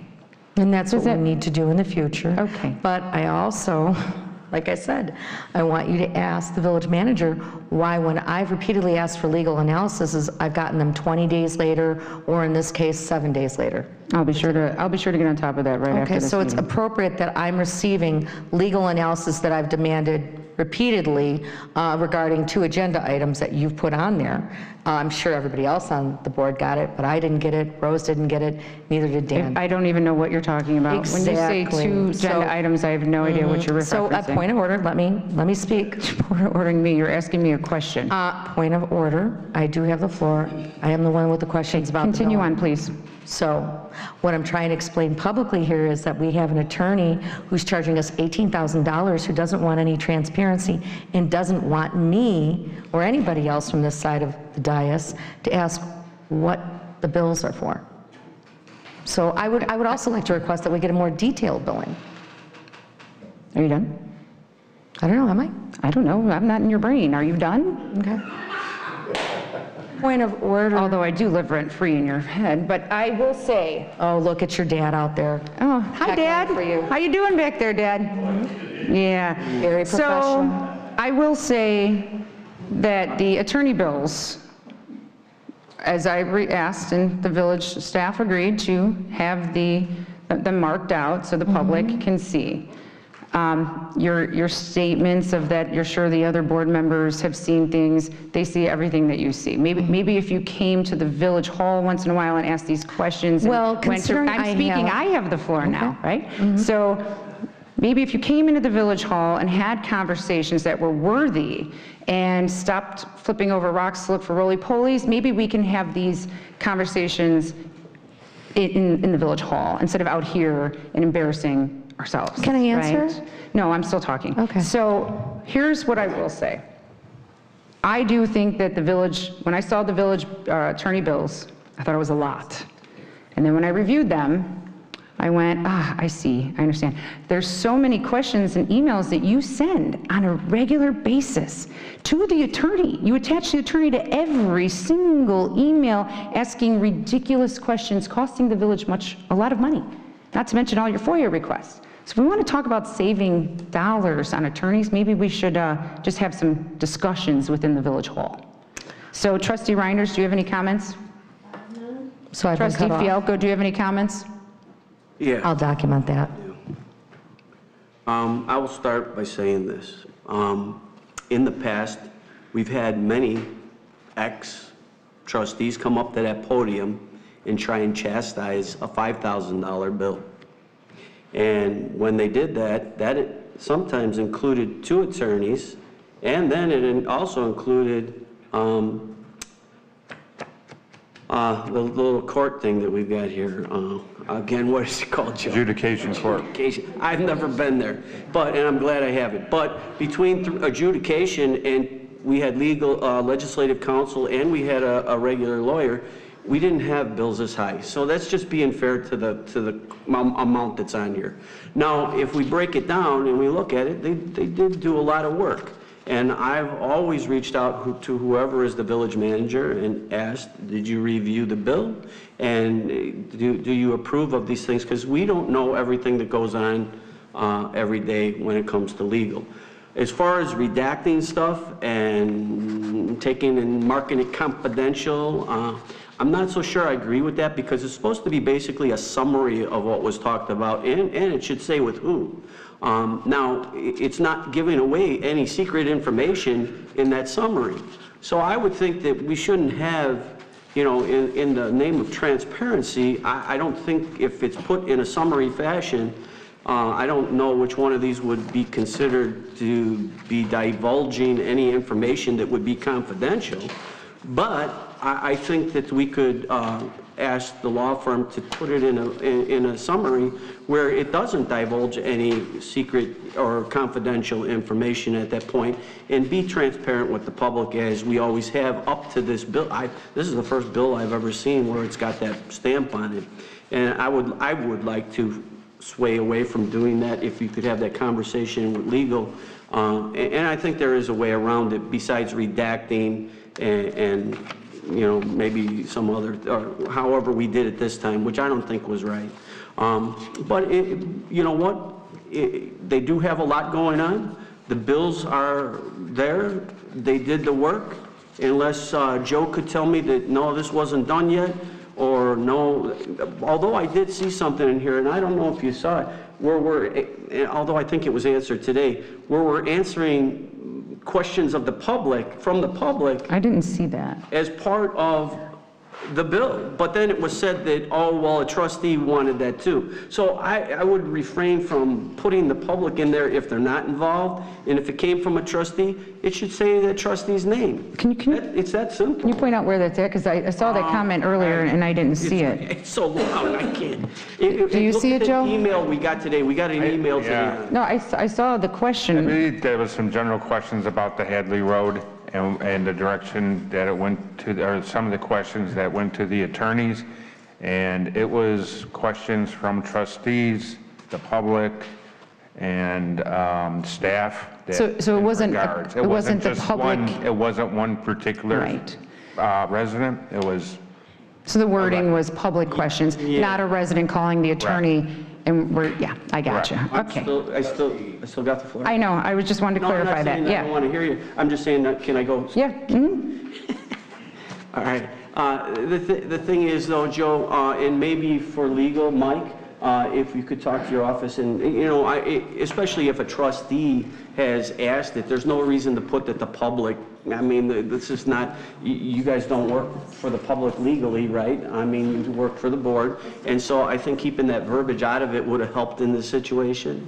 That would be my opinion. I don't think it needs to be in there. But as far as putting who's, I don't know if this board wants that. Who's the trustee, but I think more of a summary where we're not giving away any confidential information is the best path to being transparent. And if we can stay on that theme, let's try that. And without redacting, without not putting it out there to the public, I think we should try that first before we do the other. Maybe we can do like the first section of bills that are public knowledge, and then. I don't know, you guys do this a lot. Mayor. You could help out in that. Now we're going to tell the attorneys how to do that. Madam Mayor. Yeah. I think the items that potentially could get redacted are the things that have been discussed in executive session. Right. So it's been the direction of the board in the past to get these legal bills, give more detail to certain things, and I think that's has been the firm's effort, is to do that. I think what we can do is look at each bill item individually, and if it's something that is sensitive, we can redact it, and we'll just have to look at the bills closer when we get them. May I ask Joe one last question? Sure. Joe, did you review the bill? I did. You don't see any problems with it? There's a lot of things on that bill. We got a lot going on right now. Thank you. Trustee Steinle.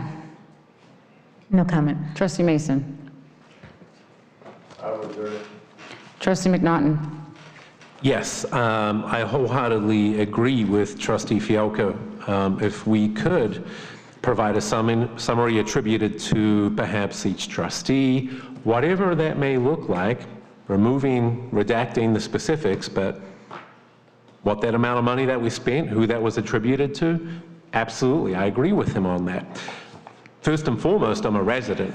Secondly, I'm a board member. So you better believe I looked through these bills, and yes, they're high. They're higher than they normally are. Why is that? It's because we have a lot going on. Some of the things that we've talked about tonight, Park at Hadley Road, people are always asking, where are you at with the wastewater treatment? I don't see any anomalies. I don't see, after looking through these line item by line item, the fees, the hourly rates are in line with local charges, industry standards. The only option I see to reduce the bills are for us to do less. Thank you. Madam Clerk, please call the roll. Trustee Mason? Aye. Trustee Stylen? Aye. Trustee Fialko? Aye. Trustee Reinders? Aye. Trustee Consolino? No. Trustee McNaughton? Aye. Motion carries.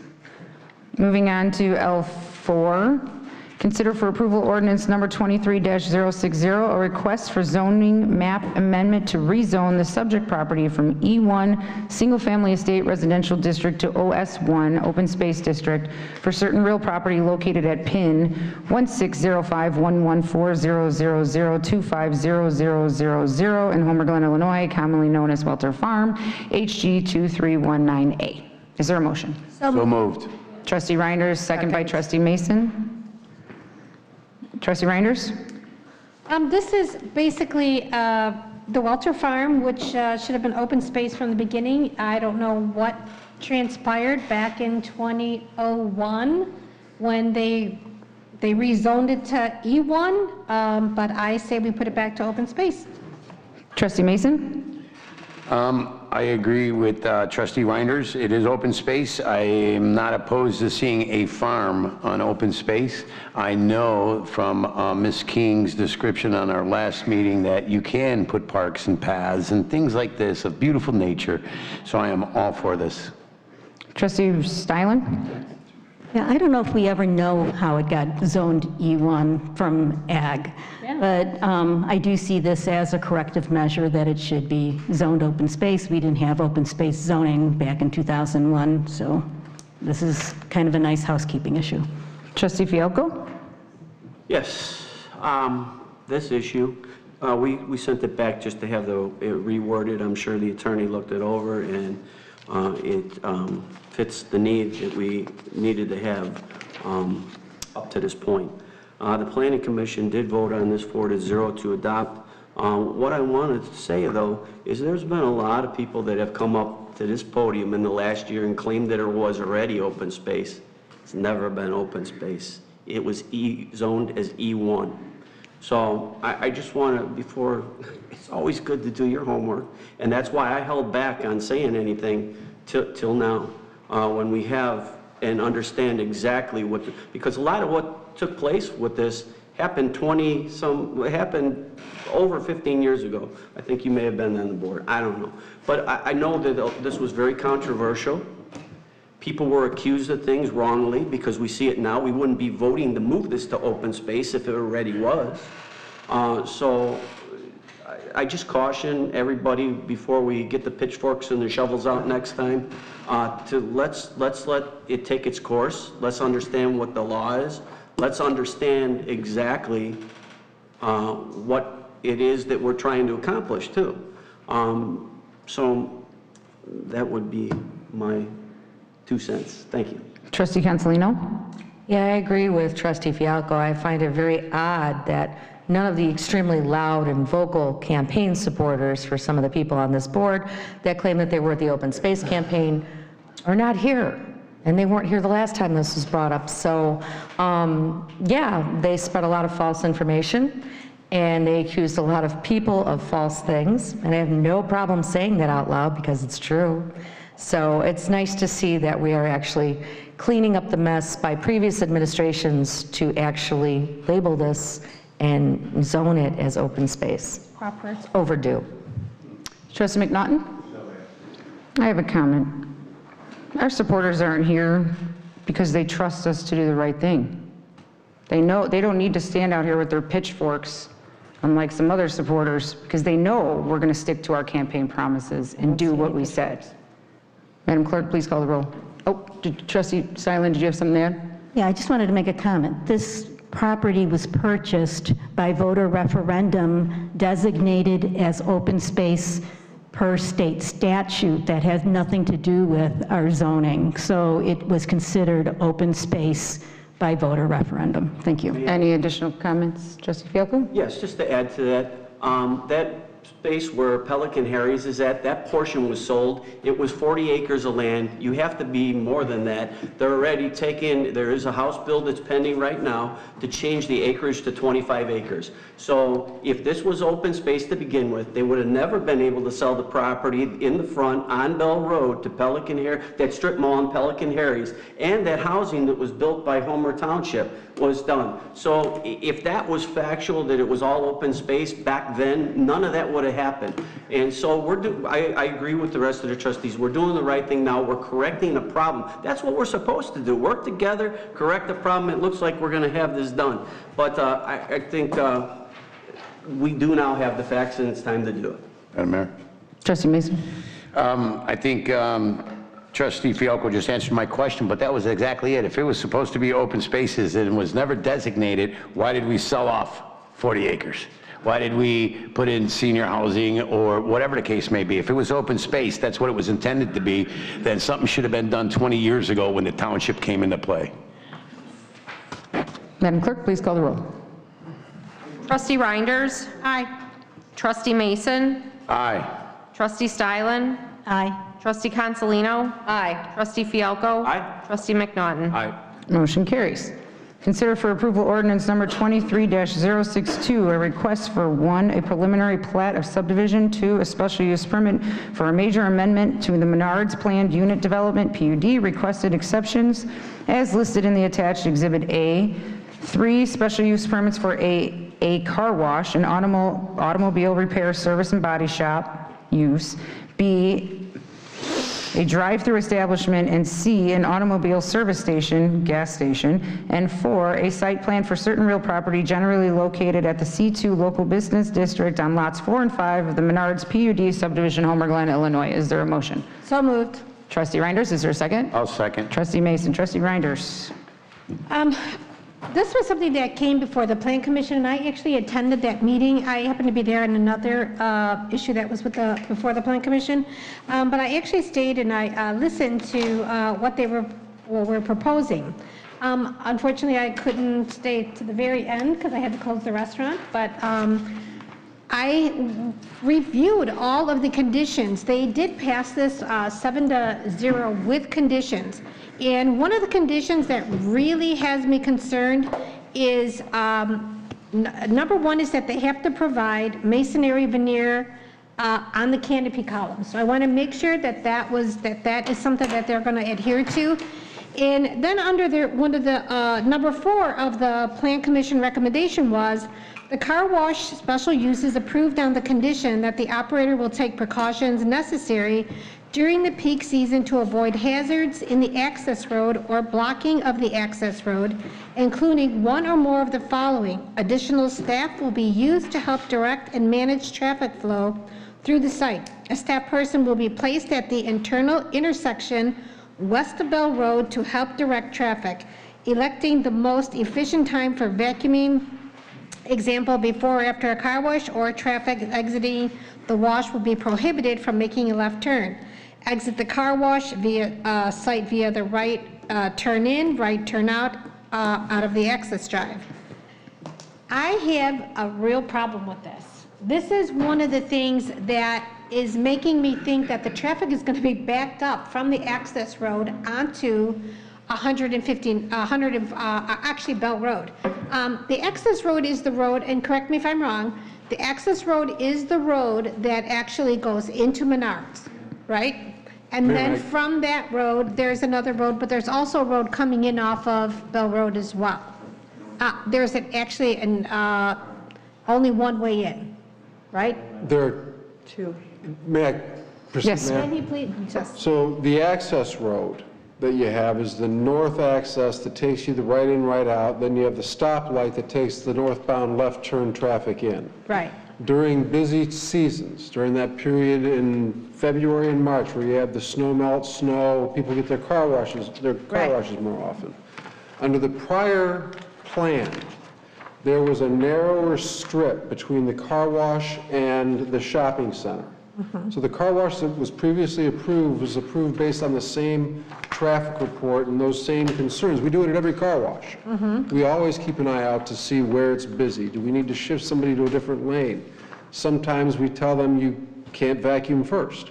In this case, since the last approval, we've widened what was a 5-foot strip to the depth of a parking space plus a few feet. Okay. So you have a much greater turn radius. It's a better plan for the car wash than before. Now, we carried those conditions over because they carried over in the traffic recommendations, and that's our business plan anyway. Whether or not there are conditions, that's what we do at every car wash. And the stacking, so that you understand, when you pull into the car wash, there's 30-odd stacking spaces plus another 6 to the entry into the car wash. There used to be employee parking north of the right-in, right-out. That's now landscaped area. So there's literally no disturbance. You can fit plenty of vehicles into that area, and you have a greater turn radius out of the car wash when you're exiting than you had before. So it's a vastly improved plan compared to last fall. But my concern is you're going to be leaving that determination up to an employee to make that determination whether or not they can, if the traffic backs up onto the access road. That's my concern. It won't back up onto the access road as it's designed. Okay, all right. And that's what KLOA did their report for. Now, the veneer that you asked about is up to 12 feet. It's no problem whatsoever for us. We're absolutely going to do that. Okay, and my last concern is that if you look at the area around the Menards PUD there, you have Menards, which is red brick. You also have across the street, there's a couple of retail centers there that are also red brick. Now you're going to throw in a gray and black building, which doesn't even, it's not cohesive with the rest of the design.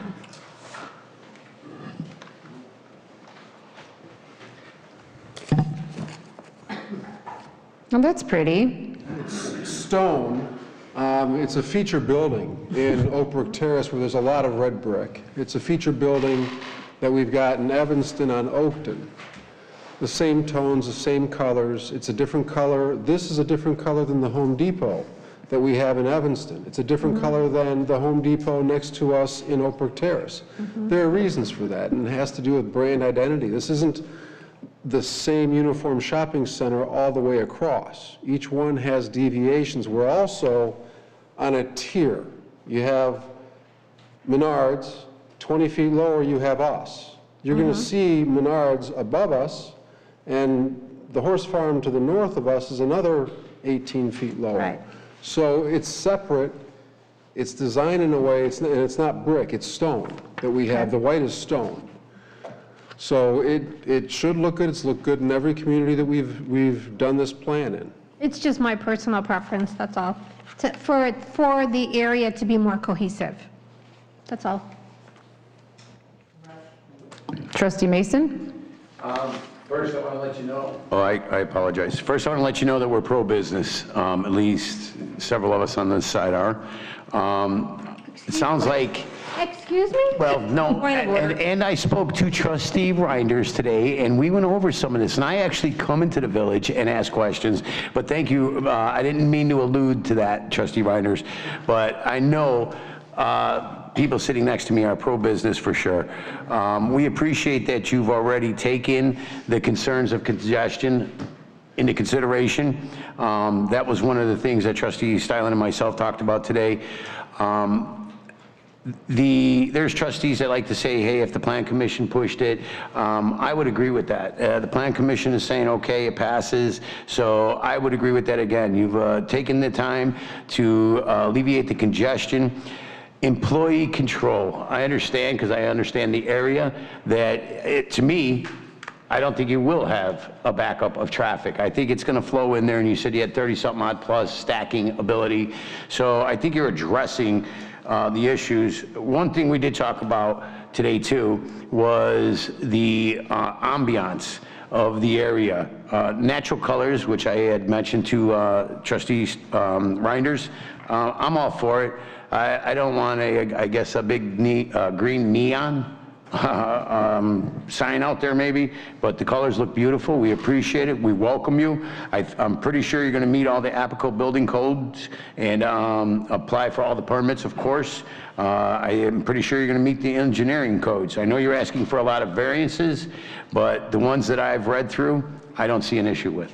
Thank you. Mayor, if I could add one thing on the traffic, it's not just us, it's a team. Every owner over at Menards has a vested interest in that access. So Menards is supportive of the project. They've had this traffic report and analysis for 18 months now, basically, and Menards is extraordinarily comfortable with it. They would like to see that area developed, and they're strongly in favor of it, obviously, but there are covenants that prevent us from doing anything. If any owner saw us obstructing that access road, they'd have a cause of action, attorney's fees, and certainly we don't want to deal with a violation of the ordinance. And we're happy to have the conditions in the ordinance, but that's why they're there. I mean, we're confident in our plan on that front. Trustee McNaughton? Yes, thank you. Beautiful building. Trustee Mason said neutral colors. Couldn't agree more with that. You know, I understand that there has been significant investment to date. And on that note, you have many towns, many villages where you could have chosen for your feasibility study to invest. And I would like to thank you, as the chair of the Economic Development Committee, for you in coming to Homer Glen, deciding to invest your hard-earned dollars in Homer Glen. I look forward to you guys breaking ground. I also look forward to visiting you as a customer in the future. And Mark, to you, you've been nothing short of excellent. You've attended numerous meetings. You've been very helpful with the Q&A. You attended the Economic Development meeting recently. You were very helpful there as well. Thank you. Thank you. Trustee Cancelino? Mayor, can you please ask both Joe and Melissa what their opinions are about the traffic? Melissa and Joe, opinion? Specific, in general, or specifically with regard to this number 4? Where Rose is concerned. Okay, so two things I can point out. I can point out that the traffic that's coming in off of Bell, if you look at the screen, if you're coming in off of Bell into the right in, right out, you have an unobstructed entry into the car wash lane. And I think that's what Mr. Daniel is saying, that you'll come in, if you were going to be a car wash user, you would come in and turn right, and you would go into the car wash lane, which is probably going to be the significant amount of traffic, especially during the busy season. And there's significant stacking. I mean, those 3 lanes full of stacking to enter the car wash facility. Secondarily, we do ask, obviously, for a traffic study to be completed when we have projects like this. And this language, this number 4, is specifically taken out of that traffic memo. It was a recommendation from KLOA. That's their recommendation on handling this property. We obviously, as staff, this has been looked at by our consulting engineer and our village engineer as well, reviewing that traffic study. And we, even in 21, 22, this exact same language came with the car wash previously, and was also recommended under our village engineering review. Yeah, so I think that this is the piece that we would want to have in here, because this is coming specifically from that traffic study, from those traffic engineers and their recommendation on how to handle this site. Does that answer your question? Trustee Fialco? Yes, welcome back. Thank you, How are Trustee you? Fialco. You know what, we are 100% for business here. We have been since I've been here. And the trustee's name that got mentioned owns a business. We have always supported businesses. Sometimes there are questions about facades, on the color, the texture, and things that, you know, we sometimes will amend to make it fit, even though other things have taken place before the board meeting. So have no fear there that this board, all of us, support businesses. And I'm glad, thank you for investing the millions of dollars I'm sure it's going to cost to build that, and investing. I mirror the comments of Trustee McNaughton by investing in Homer Glen. You do have many choices, could have gone in many places, but at the same time, that is keep in mind, that's an introduction to our village from the north when you're coming south on Bell Road. So the concern is, and there's been other concerns with other businesses that are right there. I'm not going to name them, but we have asked similar questions. So have no fear there. We support businesses, no doubt. So the Planning Commission did vote 7-0 on this, and I'm all in favor, and thank you once again for investing in Homer Glen. And one more last question for you, though. When are you going to put the shovel in the ground? I'm sorry? When are you going to put the shovel in the ground? Trustee Stylen? Yes, thank you. To echo Trustee Reinders, I was a little bit taken by the color of the brick, but I think with the natural colors, it'll probably just blend into the scenery when you're coming from the north into the village. This is going to be the first businesses that drivers from the north are going to see when they enter the village.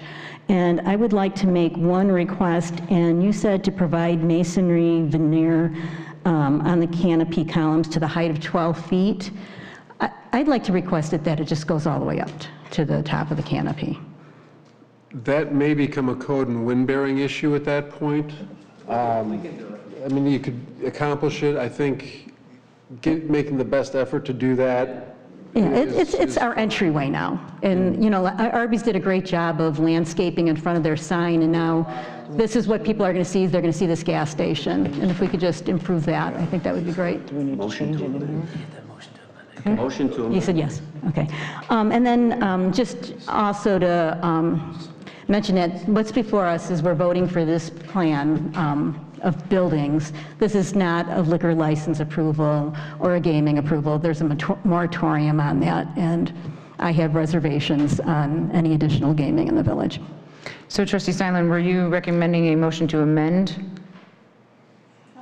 If it takes a motion. It takes a motion to amend, and then we'll need a second. All right. I will second that. Okay, any discussion on the amendment? So we're amending it to... Could we re-say it, though, so everybody... I'm getting there. We are making a motion to amend the motion to also include, you said the brick all the way, say it in Item your number words. 12 on the PUD exceptions to have the masonry veneer to the full height of the canopy. On all pillars. I've had the strict plate on me before. How many feet is that, so we can be specific? Because it says to the height of 12 feet, so how many? I think for the height of the supports for the canopy is fine. It could vary. It's going to be below a certain height, but it may be 6 inches below. Whatever it is, Right. it'll be to the height before you get to the base of the ceiling of the canopy. Perfect. For the canopy moves because of flexibility. Can I ask? So how do we write that in a motion? Just Highest feasibly possible. Highest feasibly possible due to, you know, because... Engineering constraints, yeah. You got that, Candace? Okay. All right. Gia has it. Yes, To Trustee include Fialko. masonry, I can't read your writing, sorry. Oh, to include masonry facade all the way to the top height of canopy supports. Oh. Well, it's a it veneer. may be to engineering... idea what they're talking about. It may be to engineering constraints, Okay, I'm going to because call he did point of order mention a right wind now. issue. The attorney can chime in on how it should read. How about that? There you go. But it should be to engineering constraints because they did mention a wind issue. So you may go up and get almost to the top and be 8 inches from the top. Masonry veneer to the maximum height possible under the ceiling of the canopy would be... Under the ceiling of the canopy. Perfect, thank you. All right, since there's no more discussion on the amendment to the motion, Madam Clerk, can you please call the roll on the amendment? Trustee Reinders. Aye. Trustee Consolino. Aye. Trustee Fialko. Aye. Trustee Stylen. Aye. Trustee Mason. Aye. Trustee McNaughton. Aye. Motion carries. Now we're going to vote on the, wait. Do I- Motion. The initial motion. Okay, The initial motion. Can you pass the sheet back to you? Madam Clerk, will you call the roll on the motion as amended? Trustee Stylen. aye. Trustee Mason. Aye. Trustee Fialko. Aye. Trustee McNaughton. Aye. Trustee Consolino. Aye. Trustee Reinders. Aye. Motion carries. And I didn't get to say my comment, but I like the brick. Thank you. It's beautiful. Mayor, could I make one comment? Staff did a really good job on this one. I will note that having Brett on board was more efficient. It was more friendly in a lot of respects when it came to the engineering review. It wasn't easier on us by any stretch, and Melissa kept to her landscaping. I didn't interrupt anybody on the view to the north entrance. You're frankly going to see a forest as you approach from the north, because Melissa likes the landscaping and really had us ramp it up. So Yes, she does. We have some good staff. thank you very much. And Janie, thank you. Okay, number 8. Consider for approval a motion authorizing the mayor to sign a letter amending the approved agreement between the Village of Homer Glen and the Lakota Group for the professional land planner services for visioning process and concept development of a new town center. There is no change in the approved budget for the agreement. Is there a motion? So moved. Second. Reinders, Mason. Trustee Reinders? Basically, what this is we're just amending the contract to include, in the beginning, we had 8 sites that we were looking at for the town center. And after we held the workshop and the community was involved, we basically came to the consensus that they really only wanted us to look at one parcel of land. Everybody was in favor of one parcel of land. In our contract, I think it stated that they were supposed to give us a rendering for like the 3 parcels of land. So basically, we're not being charged anything. It's not changing monetarily. Basically, all we're saying is that we are going to be concentrating on one parcel of land. Trustee Mason? Trustee Reinders beat me to the punch, but that's exactly the way I read it. 8 sites versus 1, no additional cost. Let's move forward. Trustee Stylen? No comment. Trustee Fielko? I have nothing. Trustee McNaughton? It was unanimous, and happy to be moving forwards on this. Trustee Consolino?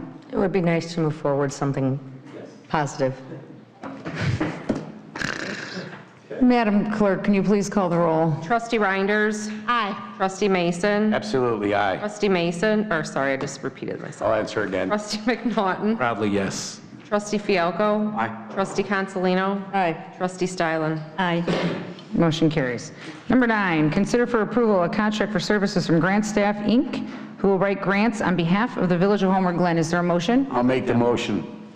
I think we should give it to Trustee Reinders. Yeah, seriously. You stole my thunder. Okay, I'll withdraw. Withdraw? I withdraw. All right. So moved. Trustee Reinders? I'll second. Oh. Go give it to Fialko. There we go. All right, any discussion? Trustee Reinders? The only thing I have to say is that I've actually tapped into Tammy quite a few times already to grant staff for asking questions, and she's been very knowledgeable, and I am really looking forward to, as well as I'm sure our staff is, looking forward to working with them to accomplish some of our goals to really bring some projects forth for the village. I agree. Trustee Fialko? I think this is a great step in the right direction with being very responsible, fiscally responsible with our money, because in the long run, this is going to bring in a lot more money for the village and for the small amount invested. And I couldn't be happier that we're getting somebody that does this for a job, as a job, to make sure we dot all our I's, cross all our T's. And I was very impressed with the workshop that we had that took place with that. So I'm looking forward to working with them. Thank you. Trustee Consolino? Nothing to add. Trustee Stylen? Yeah, I just have one question. Who is she going to be working with to get all of the information and everything needed for the grant? That's a And how we great establish the question. priorities, yeah. So probably directly with me for. Okay, just in case I have anything. All right, no, I'm all for it. It's a wonderful idea. Well, we'll see how the projects come in, and we'll be in communication with her as far as evaluating if there's grants available. So if there's like if Trustee Reinders and her park committee wanted to look into grants for parks, or Trustee Fialko wanted to look for grants for his fest, or Trustee Stylen or whoever, they would funnel through you and you would talk to her. I would recommend that, yeah. Okay. You know, That work? as the projects come in, Well, you know, Trustee McNaughton? Trustee Reinders, thank you for this initiative. After doing extensive research on grant staff, I believe that the ROI that we stand to achieve from this will be significant, especially in terms of any initial outlay of costs that we may have to receive those grants. So fully support it. Thank you. Thank you. And it's nice to have somebody who's actually going to be contracted to do this, so we don't have to actually pay someone a percentage to find a grant. That's great. Madam Clerk? Oh, did I skip you? You did. I'm used to So I can't make a habit of skipping somebody, I guess, every meeting. I would just like to add that I'm confident in our village manager to be able to disseminate which department it will end up going to, because I'm sure, as you alluded to, if it's parks, then that's maybe where that grant money goes. If it's or research goes to. I agree with Trustee McNaughton on the return on investment. I'm sure we're going to get it. I've seen other people, and I know of other people that take a percentage, and it's not actually their job. It's nice to know that we're getting 100 and, we know the number, and somebody's not chipping off the top. So I think this is a perfect scenario for us to bring in somebody that can help alleviate some of the tax woes that everybody keeps talking about. Thank you. Mr. Baber? Yeah, there's two different options here for consideration: the 10-hour work week at a rate of $135 or the rate of $155 per hour. Wait, I must have missed that. So if we could just get some direction on which option the board would. 10-hour work weeks with 3-month downstroke at the rate of 135. All right, guys, make a decision. Rose, which one do you want to? You know what? I think what we should do is basically wait until we have a project and then make the decision. Because there's going to be projects coming from all of the departments within the village, because that's basically how she works. Like our projects would go to Joe. We don't know. She can tell us ahead of time what she thinks the hours are. And basically how it works is we buy a block of hours. And you were right. They cannot take a percentage off the grant.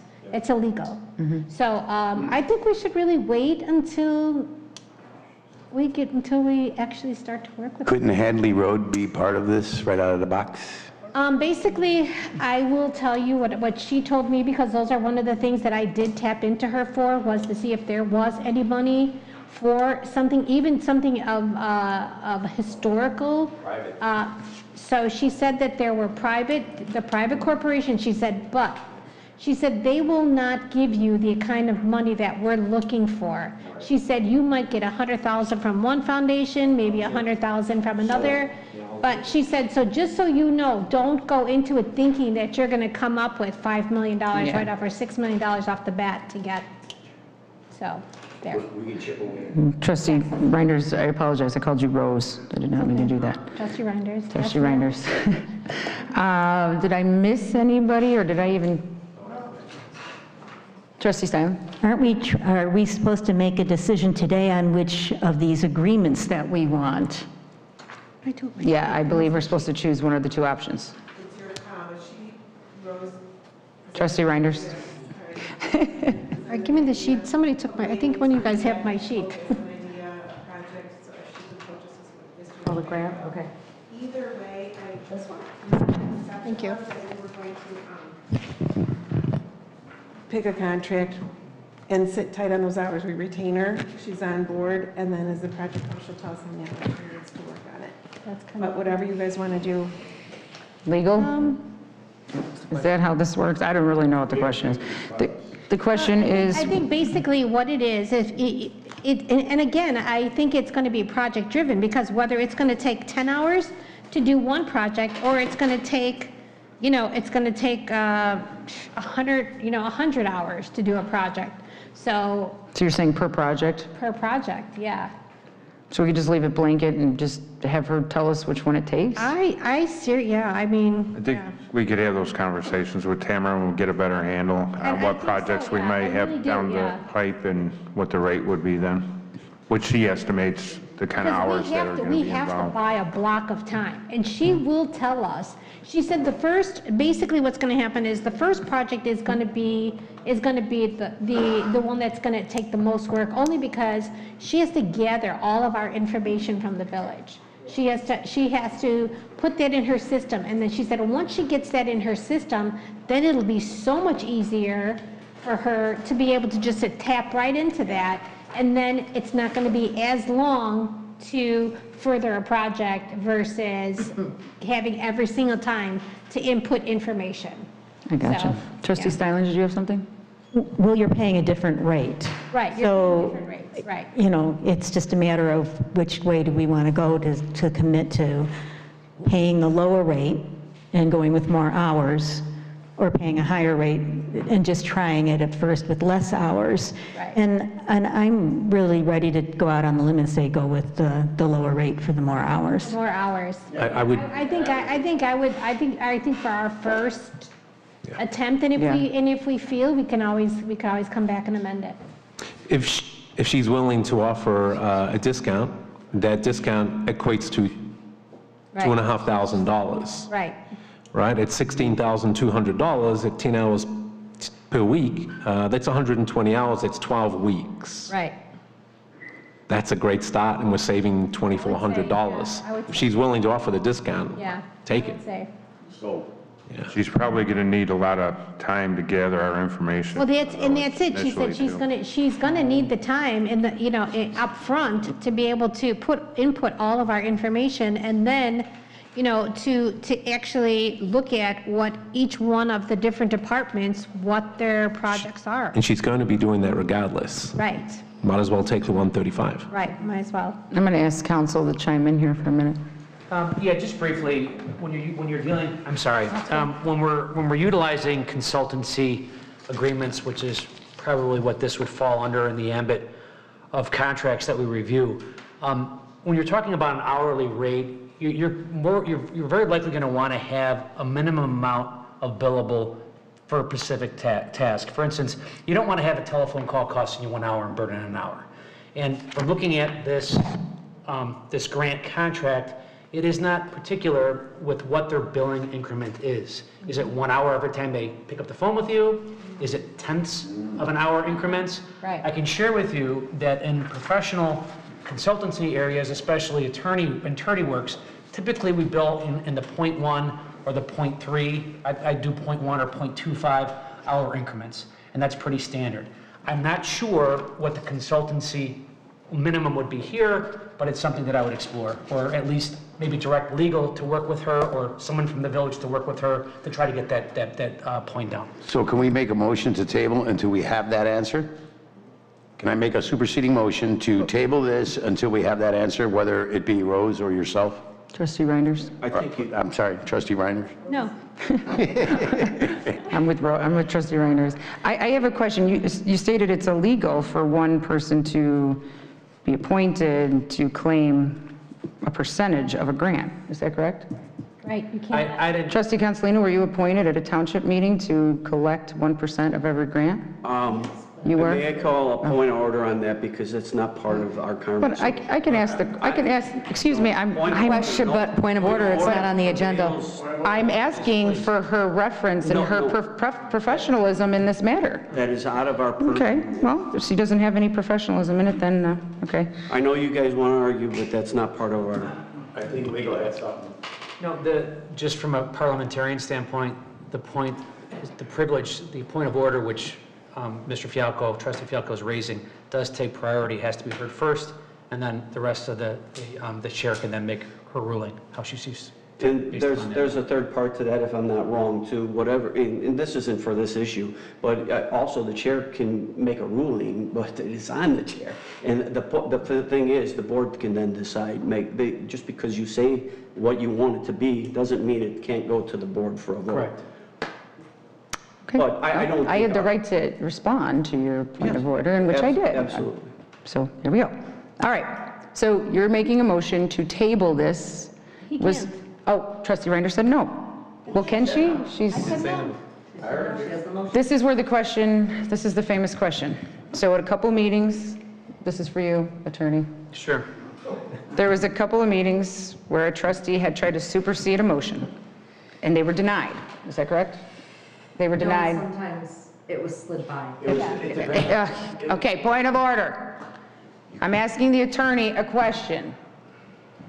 There was a couple of meetings where a superseding motion was denied, or it was granted, or the attorney at the time said Trustee Reinders had to retract hers or amend her motion, not you specifically, but the trustee who made the motion had to amend their motion. Which way is it right now? Trustee Reinders made the motion. I believe Trustee, I don't even know where we're at. Trustee Mason. Trustee Mason made the second. Can he make a motion to table right now? I'm asking the attorney. There was a motion that was made to approve this consultancy agreement. Is that what the Yes. motion Yes. is? By roll. And there was a second? No, I don't believe that the motion to table would be considered a superseding motion because it would completely stop the present motion. Whereas when you have a motion to amend, that simply builds onto the existing motion, and that's when that would take priority precedence over the current motion on the floor. So Trustee Reinders, not that she chooses, but in a case like this, Trustee Reinders could say, I She would can like... yield back, they can yield back, and then it can go back for a motion to table. Or she can withdraw her initial motion, and then the second would fall, and then you can do a motion to table this. But right now, while Trustee has the floor, it's within her purview. Okay, but Trustee Mason made the second, so then we would have to vote, and if it fails, then a motion, it just fails, right? There's a second on the motion, then it go into debate on that particular issue. And then before debate though, I'm saying trustee can voluntarily withdraw her present motion if you choose to do so. Right. And if she chooses not to, Then nothing it goes to can... debate. There's a second and then it would go to debate. So Trustee Mason can say, I motion to table, then there is a second. Can be. No. There would have already seconded the original motion. Okay. I understand exactly what you're saying. I don't. Trustee Reinders has the floor. She said no at this point. And the reason that it's happened both ways before is because people are over-talking our legal. Thank you. Okay, so from what I understand, just for my own clarity, Trustee Reinders made the first, Mason made the second. There cannot be a motion by somebody else to table. Correct. Okay. There could be a motion to amend, but not a motion to table. Trustee Reinders, since you made the motion, would you like to amend, withdraw, do a dance? I don't know. No, I would like a vote. Okay. It has to go to debate. Goes to me. We already did debate. We did? Okay. We already did debate. Yeah. Trustee Reinders. Aye. Trustee Mason. Aye. Trustee Stylen. Okay, wait, I'm sorry. We have two contracts in front of us. Right. The attorney said that it needs to have increments added to it, billing increments. Right. So we are voting on which contract? We are voting on the 135 per hour. Okay. And then the attorney can work out the increments? Yes. And the- I'm sorry. I Nope. can't speak. Attorney, please answer. Help. I don't see that giving me the purview, ma'am, in here to amend the contract or to work with her to finalize the terms of this. Okay, so I would have to amend my motion to include attorney review Yes. of these Yes. contractual hours and price. To work out increments and... To work out And I increments. would second that. That's all I was looking for.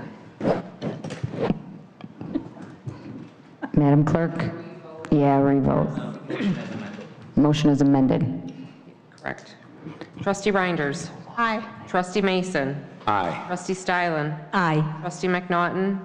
Aye. Trustee Consolino. Aye. Trustee Fialko. Aye. Motion carries. Thank you. A motion to accept the, do I? Yes, now it would be roll on the motion to accept this motion as amended.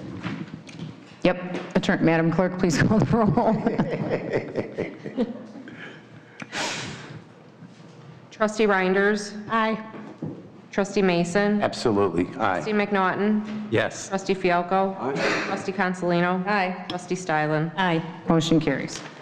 I think we went through everything, right? Even though it got shook No, up a we're little on bit? L11.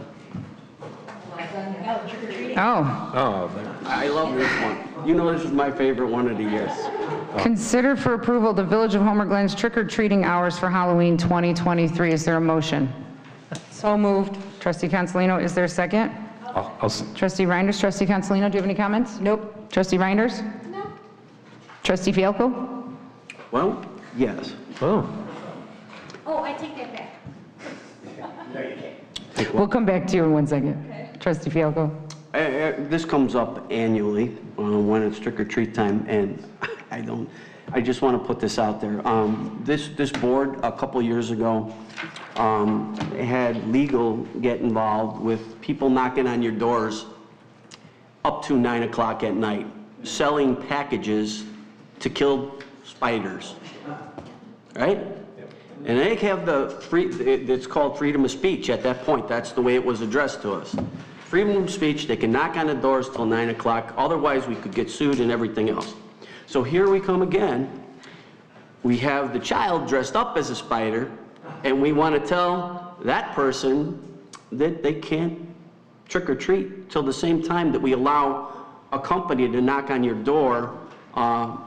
And this is where I struggle with this when it comes to freedom of speech, and when we're using it in one lane, but we're not using it in the other. And I know sometimes it pertains to the safety of the children. Yes, it does. But there are older kids that go out there. There are some adults that sometimes dress up, have parties, and go out there too. So I'm all for safety. I don't want that to be, a misconception that I'm not for the safety of the kids, but there are no age limits on here either. So with that said, I mean, I don't know if this needs to be amended for adults, but we can't be telling one person or one group or a business that yes, you can knock on the door till 9 o'clock at night, but then it comes trick or treat time, and that's a citizen, a resident, and now we're going to tell them they can't knock on the door till 9 o'clock either. So I'm all for safety. I'm all for doing things to protect people and do the right thing, but I also have a concern with freedom of speech when we use it for one group one way and for another group another. So that would be my comment. Okay. Trustee Mason? Yes, ma'am. I spoke to Trustee Fialko today, and he's got a great analogy, and it's actually pretty funny. You can't have one guy knocking on the door as a spider, and the next one showing up, with a bag in his hand, showing up as a spider. But I'm all for First Amendment and protecting that. I'm also for the safety, but I got an even better one. What about inclement weather? And you're taking your grandkids out, and it doesn't stop raining until 6:30. Now what? You're going to break this little kid's heart if he can't continue, but he's got a half hour, so he's got to run. And our houses are not close together. So I'm in agreement. If there's inclement weather, why shouldn't we go to 9? Trustee McNaughton? No. Trustee Stylen? Make the motion on this. Well, I think the spirit of this was to give some guidance to the trick-or-treaters and the people that are handing out candy of when to expect trick-or-treaters. Nobody ever has to open their door to anyone that's knocking on their door. So if it's at 8 o'clock, they don't have to open the door. But it is kind of nice to have, maybe the wording approving is kind of misleading. These are just suggested hours that we recommend that trick-or-treaters trick-or-treat between 2 and 7:30 so that people know that they don't have to be standing by the door watching out the window looking for trick-or-treaters. Could you make that a motion to amend then, to include that word, recommended? Trustee Fialko. I'm sorry, my mind is... You should run for mayor next time. You want to run the meetings, you should run for mayor. I don't want to beat you. Trustee, please. Trustee Stylen. Well, should the person who made the motion so begin with? I do have one comment to say. I am for the safety. My house was robbed at 2 o'clock in the afternoon one day when I came home. My house was robbed. So I mean, robberies happen at all times of the day. Burglarized, sorry about that. Yep, burglarized. Were you there? I don't even remember. But yes, so I do understand these hours. I mean, I agree with Trustee Stylen, put it to 7:30. I agree with Trustee Mason. If it's raining, if it's snowing, it snowed on Halloween before. You want to give your kids some times, but I also agree that you want to make sure that someone's at the door handing out the candy. From where it sits right now, it says to approve the village's past trick-or-treat hours from 2 p.m. to 7:30 p.m. There was some discussion about 9 o'clock, 7 o'clock. Is that the motion we're sticking with, is 2 to 7:30? And if if we're going to change the motion, where it said the suggested hours, Trustee Consolino made the motion, Trustee Reinders seconded. Trustee Consolino, would you like to change anything to your motion? I'm okay with amending for recommended. From the word approved to recommended, okay. Trustee Reinders? I'm good with it. Trustee Fialko? Yes, ma'am. Trustee McNaughton? Trustee Mason? I'm fine with it. I just worry about the parents that work until 5, 6 p.m. That's all. Trustee Stylen? Yeah, I rarely have anyone come to my door after 6:30, quite honestly. So it's a paper tiger. All right, Madam Clerk, please call the roll. Oh, yes, on the amendment to say recommend instead of approve. Trustee Consolino? Aye. Trustee Reinders? Aye. Trustee Fialko? Aye. Trustee McNaughton? Aye. Trustee Mason? Aye. Trustee Stylen? Aye. Motion carries. Madam Clerk, could you please call the roll on the amended motion? Yeah. Trustee Stylen? Aye. Trustee Consolino? Aye. Trustee Reinders? Aye. Trustee McNaughton? Aye. Trustee Fialko? Aye. Trustee Mason? Aye. Motion carries. All right. Trustee Reinders? I would just want to just say, while we're talking about trick-or-treating, I just want to mention once again, trunk or treat is Saturday, October 21st from 3 to 5 p.m. We are still looking for people to decorate their trunks. We get a lot of kids out there. And so, I mean, the more people that participate, the better off it will be. Last year, we had kind of a really crappy turnout, so. The weather was bad, Yeah, right? it was bad last year. So I'm just hoping that we can get more residents to volunteer, come in, decorate your trunks. I have to tell you, I've done it twice. It's a great afternoon. I love it, and I'm so excited to let the kids see my costume for this year. Ooh, is it good? Is there a rain date? No, it is what it is, right? Okay. good. All right, we're going to move on to old business, but before we begin old business, I know there's some hostility in this room. I know there's some conversations that need to be had amongst each other. I ask that we just keep it professional. I also suggest that maybe a phone call can be made, go have a beer or a soda or whatever, and have discussions instead of bringing it here.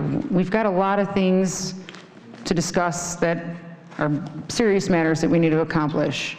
I think if there's going to be a tit for tat or he said, she said, or whatever it is, I would respectfully request or ask that if there's a difference of opinion or anything in that nature, that a phone call be had prior to a meeting. That's my comments. Is there any other old business? Trustee Reinders. Okay, so one thing I would like to bring to the attention of the board is I got several calls this weekend of people freaking out that there were trees that were cut down in the park. Yeah. So, of course, I reacted, I freaked out. I didn't realize that Homer Tree had already cut the trees by the soccer fields and just left them laying there. So I wasn't sure whether or not those were the transplants or if those were trees that were being moved. So, of course, I immediately sent the pictures off to Jennifer Vittori. Another issue that came up this weekend was we had the first tree that was going to be a memorial tree put in the football fields. So Melissa, Sue, myself, we were out there and there was some problem with it. The three of us assessed it and looked at the best possible place for the tree. We were met with some resistance, and we're still being met with some resistance on the location of the tree. But after standing out there for almost an hour that we were out there, we could see that the area where the tree was originally designated for was not going to work because the kids were practicing, and they have that thing that they push, I don't know what you would call it, sleds. It was in that area as well. So hopefully we have decided, the three of us have decided where the tree was going to go. But I think one of the things that we need to do moving forward is we need to really look at this program and we need to set some guidelines. because the person that was doing this tree, was dedicating this tree for her mother, was very upset.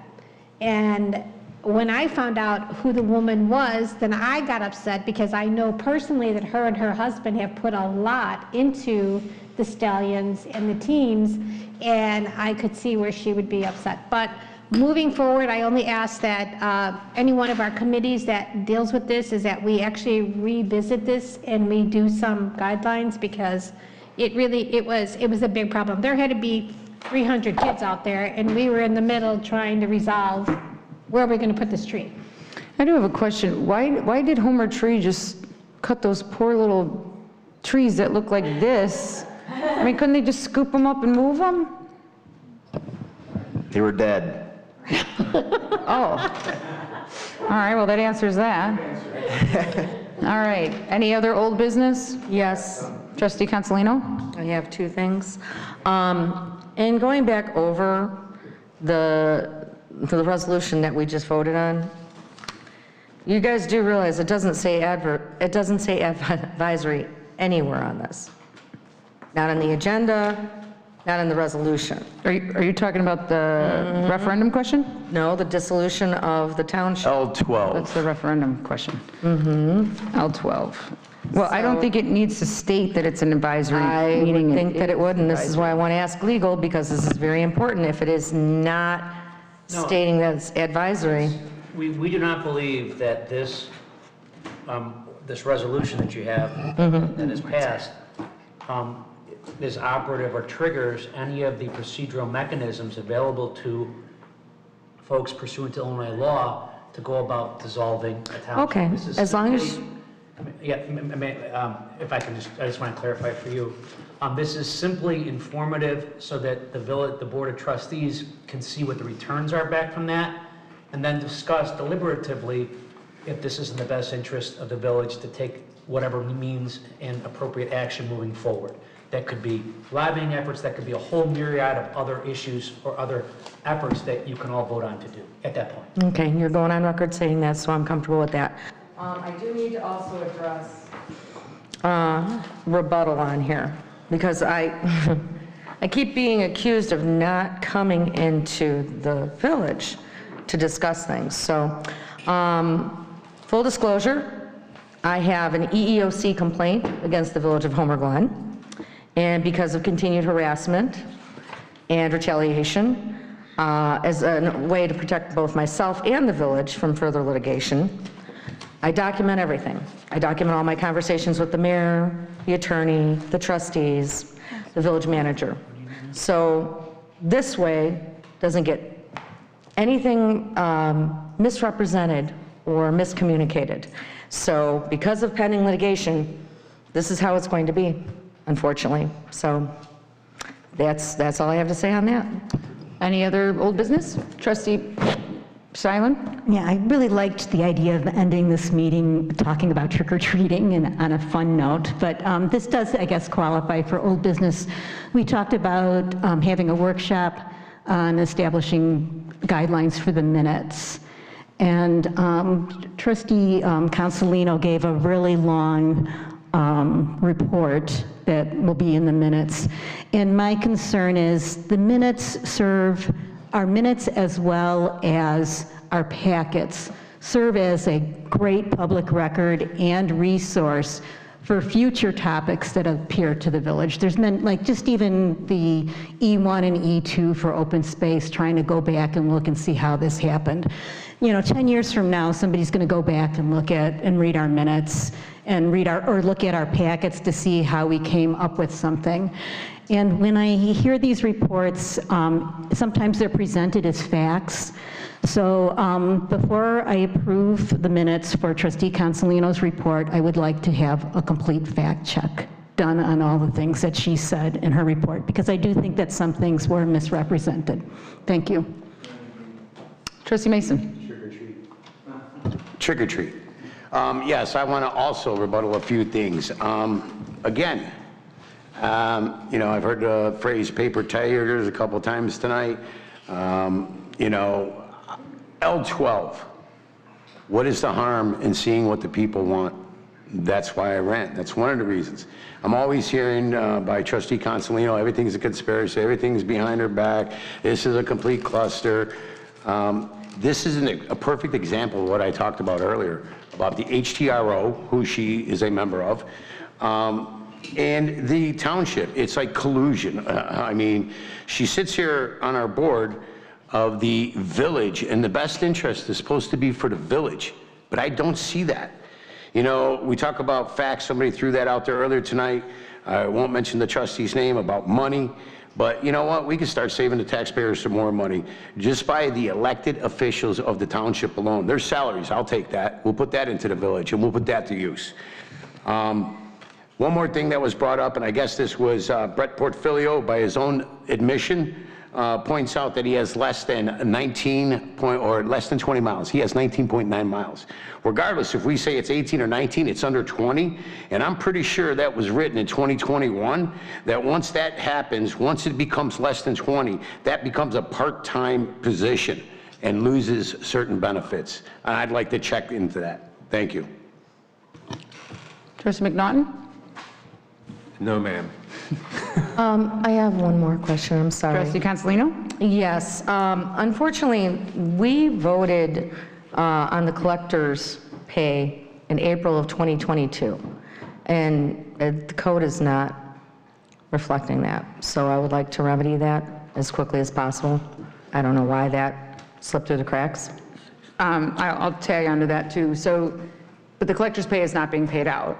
No. Just for clarification. No. There's no confusion. But the clerk is still doing some of the duties of the collector. So I had brought that up maybe 2 months ago, maybe a month ago, something like that. So we do need to cut the ties of that as well, just for the future. Okay, we get on old business. New business? I wasn't asked. Oh, Trustee Fialko. I was going to hold up, but hey, something did come up. As far as the minutes for the meeting, in Robert's Rules 48, 1 through 16, state the minutes should contain mainly a record what was done at the meeting, not was verbatim what was said by the members. Minutes are not transcripts of meetings, rather a document that contains the record of actions taken by the body organized by the meeting's order of business. So Sue, when you said you want it all done verbatim, technically, that is not your job as the clerk to have to do all that. So you might want to write that down and review it for yourself as the clerk. It's 48, 1-16. And I think that may help in our process with the misunderstanding we have up to this point. Thank you. And I could piggyback off on that too. Doesn't the clerk have the right to type the minutes as how she... No. She doesn't... I wasn't asking you the question, Trustee Fialko. Okay, I'm sorry. I'm sorry. I just think that, I mean, when I took the clerk's course, it was told to me, and I have the binder in the office, which I believe I gave it to you, it says that they don't have to be verbatim. You just put a little summary on the bottom of each thing. The clerk was actually, when I told her this, she had stated, I want to be thorough, I want to get everything that's said in there, and I warned her. I said, you're going to get picked apart because this sentence is not in, some people are going to say this is how you are dictating it this way and whatnot. I'll make the same suggestion I made at the last few meetings. Short and simple. They have, I mean, Right. There's 3 sets of minutes that Gina is reviewing Mm-hmm. from, but these meetings are ridiculously long, and when I first started... Is your mic on? For your own purpose. When I first started doing the minutes, yeah, I was probably putting way too much in there because there was so much being said, so much going on. Now they're being very summarized. I'm putting the minute marks, comments, and, things are being made, and we're just leaving it at that. I think you're doing a great job. My question is for the attorney. Does the clerk have to put verbatim what a trustee says in their report? No. So the trustee or the clerk can just summarize. Can a trustee demand that their report is put in? No. There's your answer. If there is a specific statement that the trustee is seeking leave to enter as part of the record that's been disseminated to everyone in advance, that potentially could be moved to be brought into being offered for purposes of her statement. But as far as anything that generally that's being said, that's a summary, or you can do it as a summary. What if the trustee Excuse me, types it? Trustee Consolino, in advance. So they have to submit their reports in advance if they want it verbatim. Correct. Okay, Trustee How Fialko, you far had in your hand up? advance? I just want to make sure that there's no confusion, because we have our planning commission that swears people in.